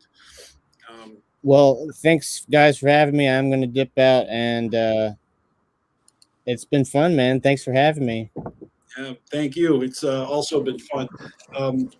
And what I'm going to do right now is I'm going to transition by playing our No I'm Saying video clip, and when we return in a couple minutes, we'll transition to the Song of the Week. All right, peace, y'all. You know what I'm saying? We're like, yo, fuck that. You know what I'm saying? You know what I'm saying? You know what I'm saying? You know what I'm saying? You know what I'm saying? You know what I'm saying? You know what I'm saying? You know what I'm saying? You know what I'm saying? I got much clown love for CarnivalSpirits crew. You know what I'm saying? I got low love for BeastMaster. You know what I'm saying? I got much clown love for CarnivalSpirits crew. You know what I'm saying? I got low love for Scotty 2-Ball. You know what I'm saying? I got much clown love for CarnivalSpirits crew. You know what I'm saying? I got low love for Roxy Riddlebox. You know what I'm saying? I got much clown love for CarnivalSpirits crew. You know what I'm saying? I got low love for Kylie Green 2 Fresh. You know what I'm saying? I got much clown love for CarnivalSpirits crew. You know what I'm saying? I got low love for Sean Z. You know what I'm saying? I got much clown love for CarnivalSpirits crew. You know what I'm saying? I got low love for Uncle Sad Fee. You know what I'm saying? I got much clown love for CarnivalSpirits crew. You know what I'm saying? I got low love for Panic 17. You know what I'm saying? I got much clown love for CarnivalSpirits crew. You know what I'm saying? I got low love for Dawn Chaos. You know what I'm saying? I got low love for CarnivalSpirits. You know what I'm saying? You know what I'm saying? You know what I'm saying? You know what I'm saying? You know what I'm saying? You know what I'm saying? Quit saying I know what I'm saying. Sorry, that's what I say. You know what I'm saying? Stop. Can't help it. It's a fucking unconscious thing. All right. Hey, I want to say thank you to Nobody Man for throwing the links for Ross TV up in the chat. You got Ross TV here, YouTube. It's called Ross TV Comedy. And then also Juggalo 972. Exactly how it's spelled. Okay. Every time I hear that song, I just love it. I had to play that one last time. All right, so let's just really quick. What the Chrome has lost permission to? Oh my God! All right, I can't show the screen. That's fucked. Let me try it this way. I don't know if this is gonna work. Oh, good, I got it to work. Fuck me, I got an error the first time. All right, we're gonna spin this bitch and find out what song of the week we're doing.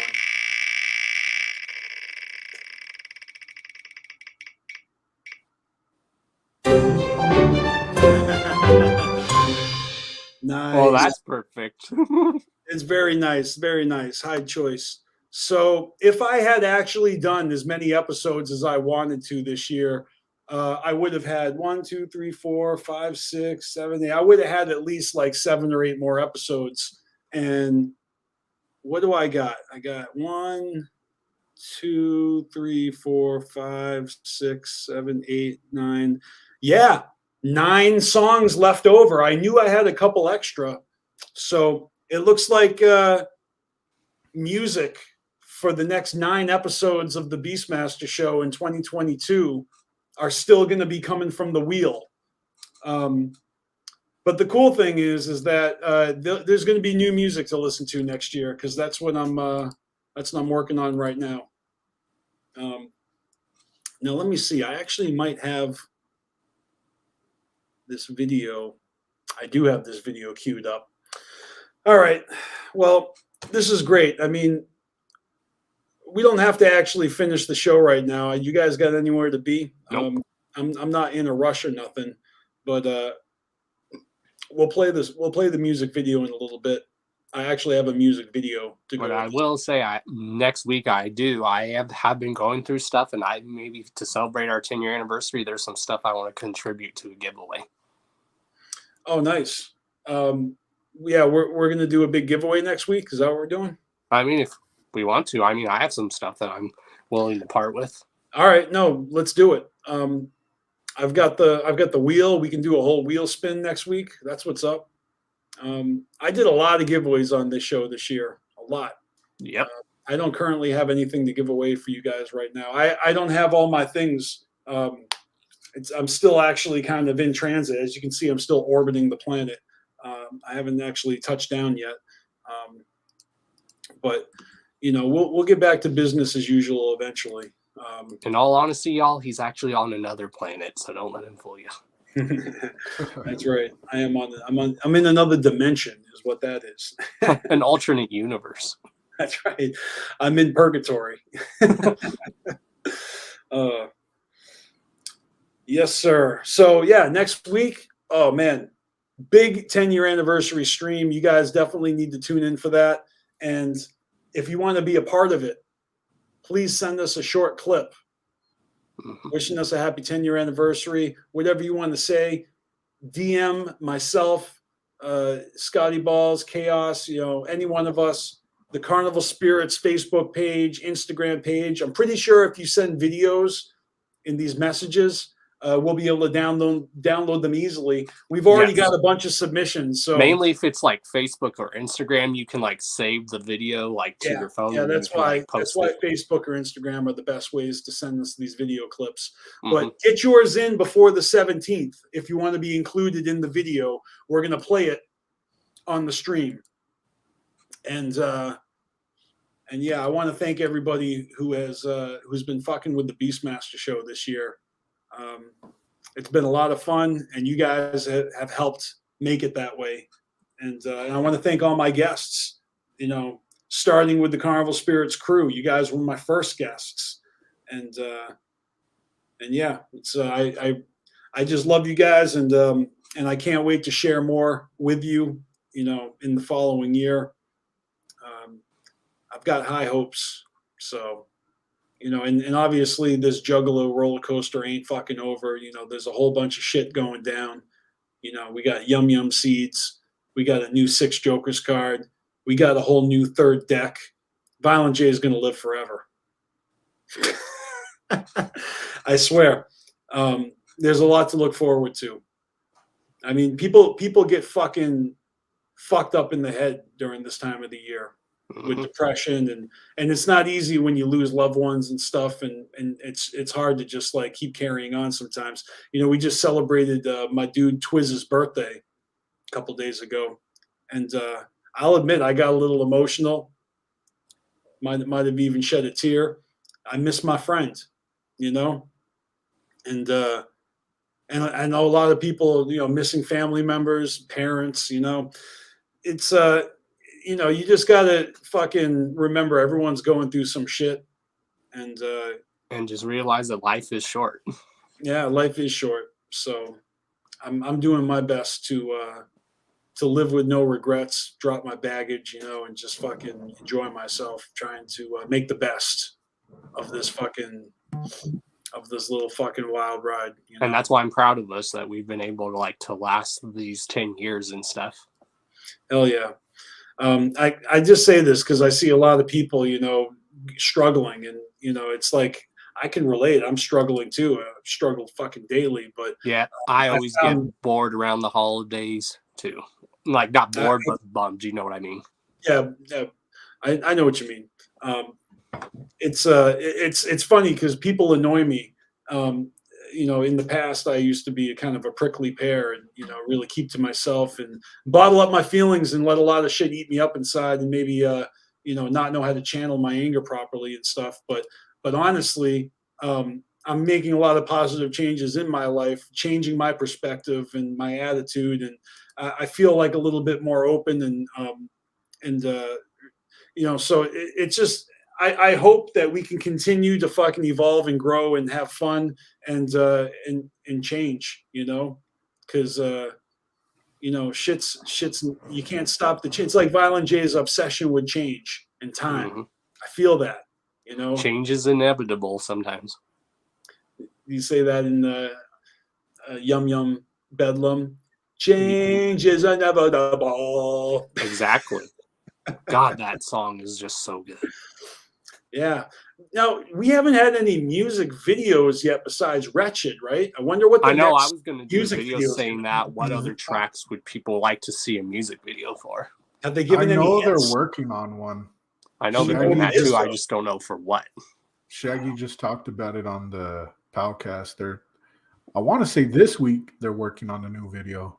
All right. If the first song was Wretched, what do you think the second song would be? What was because Wretched kind of gives me vibes like Chris Benoit.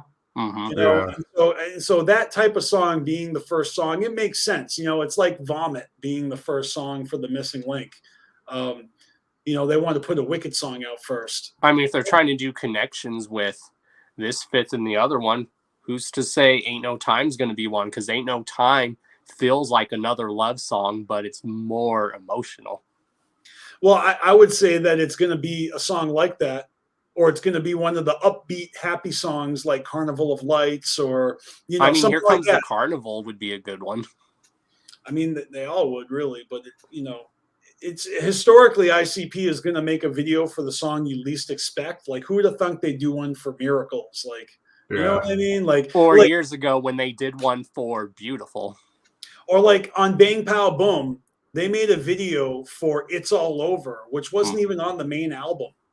Mm-hmm. That shit was on the fucking that was like an outtake song. That was like an outtake on the re-release on the fucking on the, you know, the whatever, the platinum. Yeah, I read somewhere that was originally supposed to be the final song on the album.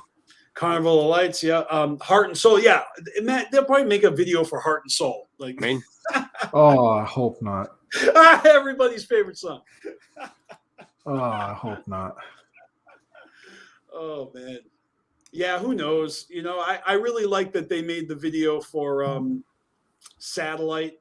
You know. Oh, I love that song enough as it is, and then seeing the video was even doper. But you know, they make videos for songs like Nobody Asked for This, like Indestructible, the Christina Aguilera cover. Like, if they're gonna make a video out of that, they're gonna make a video out of anything. Yeah. Who knows? Maybe even Gangsta Codes might be a music video. I mean, that would be great because that's one of my favorite songs. That's one of my favorite songs off of that album. Yeah, can't get enough of Yum Yum Bedlam. Still bumping that. You know, still regular rotation over here. Although lately I've been listening to my Spotify Wrapped Up. I've been, and you know how Spotify has this thing where they can match you with another person, and it blends your music with their music, and you get a playlist. It like alternates, something for me, something for you. Have you guys blended with anyone on Spotify yet? I have no idea what that is. If you use Spotify, there's a feature where you basically put in someone's name, and then it takes your music that you like and their music that they like, and it makes a playlist of both of your music, and then you can basically comparing to see like what music you guys have in common and what's similar and what you might. It uses algorithms to basically give you this thing. So I did that with Miss Jinx, and you know, we've been sharing music on Spotify, and the blend and the that blending feature is pretty dope.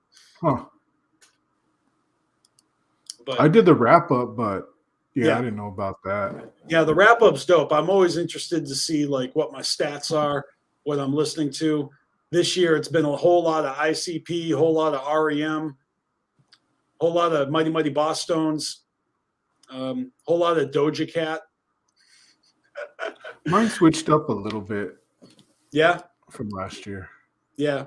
Yeah, mine switched up a little bit. Like PJ Harvey got bumped out of the top 5 by Doja Cat. It's it's pretty scandalous, but because I feel like I still listen to PJ Harvey a lot. Like, she had 2 songs in the top 5 songs, but you know. There's certain things where I'm like, I don't think that should have been on there. I didn't listen to it that much, but it is.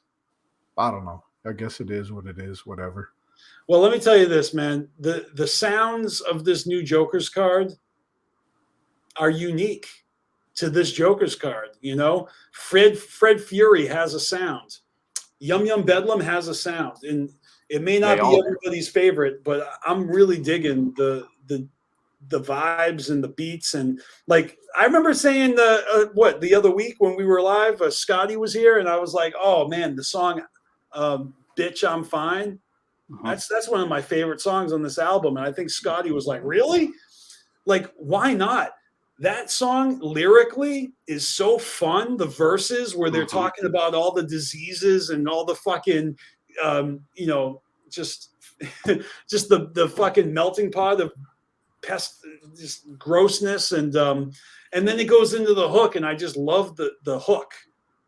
the sound, the beat, like it's mesmerizing. Bitch, I'm fine. You know, I fucking love it. Like I jammed to this fucking album. I think Heart and Soul is like the middle point of the album, and then everything after that just keeps getting better and better and better and better, and then it ends with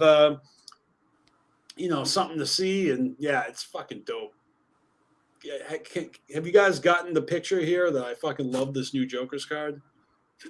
I fucking love it. Well, like you and me said, we're going to be talking about it for a while, probably even after the seeds come out. Then we'll talk about that as a whole, especially with the lore.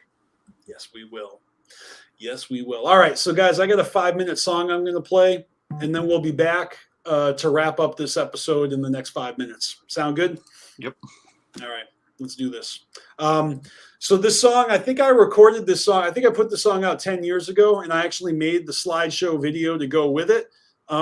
It's just a fun sample of Eric Clapton's Cocaine.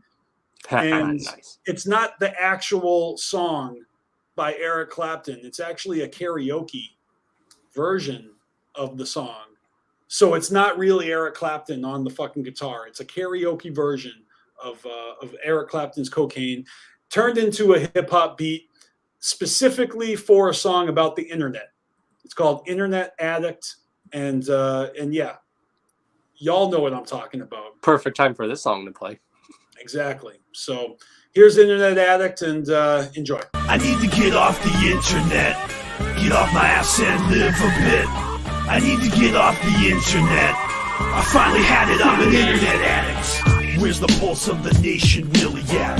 What's the top search words on the internet? Facebook is just Twitter on crack. Live your life on blast. What pics or it didn't happen? More information, it's the digital age. And I have a few issues of personal space. I get gun shy in a crowded place, but behind a monitor I'm a smoking ace. I'm a pioneer of the new frontier.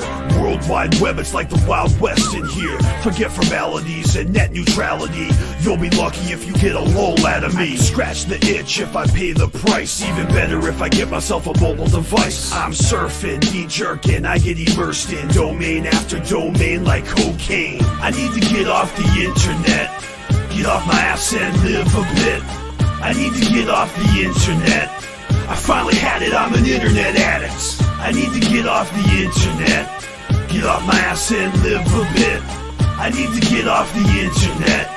I finally had it, I'm an internet addict. The internet helps me do a whole lot of nothing. Glowing rectangles prompting me to push a button and promising what tomorrow brings and what we're gonna need to keep up with the pace of things. I need direction, don't want no one to hold my hand. Maybe I can Google search how to be a man. The world I live in is technology driven. Many satellites spinning, we still living in sinning. And I guess I have too much time on my hands. I'm tired of dumpster diving for your cans. So web addicts technologically challenged just like a caveman. They got their own bad habits. An entire network of the Department of Youth giving a better interface and a great excuse to stay shut in their rooms, remain idiot-proof, contently unaware of the ugly truth.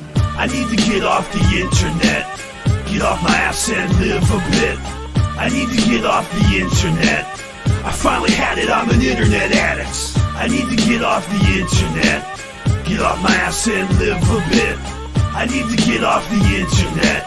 I finally had it, I'm an internet addict. The internet is hell, nobody warned ya. The homepage, Hotel California. I'm logged on even when I'm gone. I stay connected from dusk till dawn. I see every blog, I read all your thoughts. All your base are belong to us. Groomed to be doomed when the mundane things you do start to become a larger part of you. Pop-up windows that fill the screen, keeping the mouse busy. Will I ever be free? Even the peanut gallery all agrees. Their comments on the lyric sheet too long didn't read. Kick the cord, unplug the whole machine. Forget about the chat rooms that I convene. On the live feed, your online identity just killed another potential job opportunity. I need to get off the internet, get off my ass and live a bit. I need to get off the internet. I finally had it, I'm an internet addict. I need to get off the internet, get off my ass and live a bit. I need to get off the internet. I finally had it, I'm an internet addict. Quite a lot intervenes in between checking messages and getting anything done, it seems. And when I do, I got spam bots blowing up my inbox, captain tying knots, throwing cheap shots. Internet gangsters drop empty threats when they only back an update of bytes at best. Blue screen of death couldn't come quick enough unless you're only interested in candid funny stuff. All these applications I authorize, malware in my hard drive is compromised. No control key and broken scroll. Who's sick of technology as a whole? Bad posture put a strain on my neck. Carpal tunnel syndrome, that's what I get. Cold sweats, another after effect. Just weaned off of that blasted internet. I need to get off the internet. Get off my ass and live a bit. I need to get off the internet. I finally had it, I'm an internet addict. I need to get off the internet. Get off my ass and live a bit. I need to get off the internet. I finally had it, I'm an internet addict. Yeah, all right, we are back. That's a perfect song just for, I think everyone needs to hear that song. Yeah, I was definitely inspired when I wrote that one, let me tell you. And isn't it crazy ironic you wrote it 10 years ago? Yeah, and it's funny too because there's 4 fucking verses in that track. Like I just had so much to say. For real, man. It didn't have to be that long, but yeah, that's how many fucking bars I came up with. I saw another comment here I wanted to throw up on the screen. Be happy if we get a video for Fuck Regret. Thought it was a good follow-up to Nobody's Fault. That would be dope. Yeah, I love both those songs. Man, this has been a lot of fun, and we really are going to wrap this up in like 4 minutes here. We'll try to make it a smooth 4-hour stream. Try to time that just right.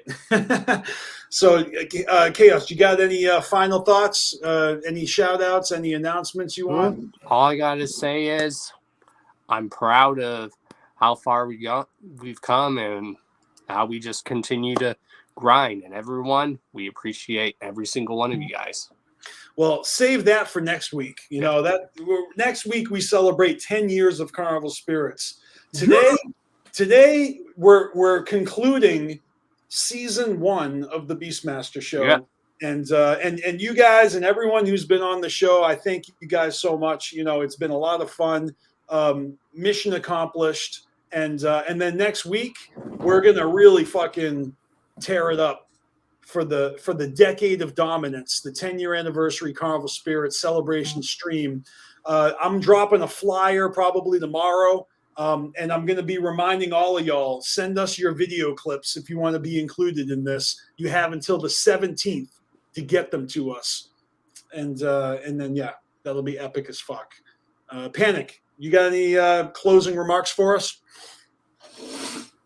I don't. I don't know. It's all good. Hey, that's a pretty nifty hoodie you got there. Show that off. What you got? Yeah, it's my fucking. Hold on, man. I know you just got that recently.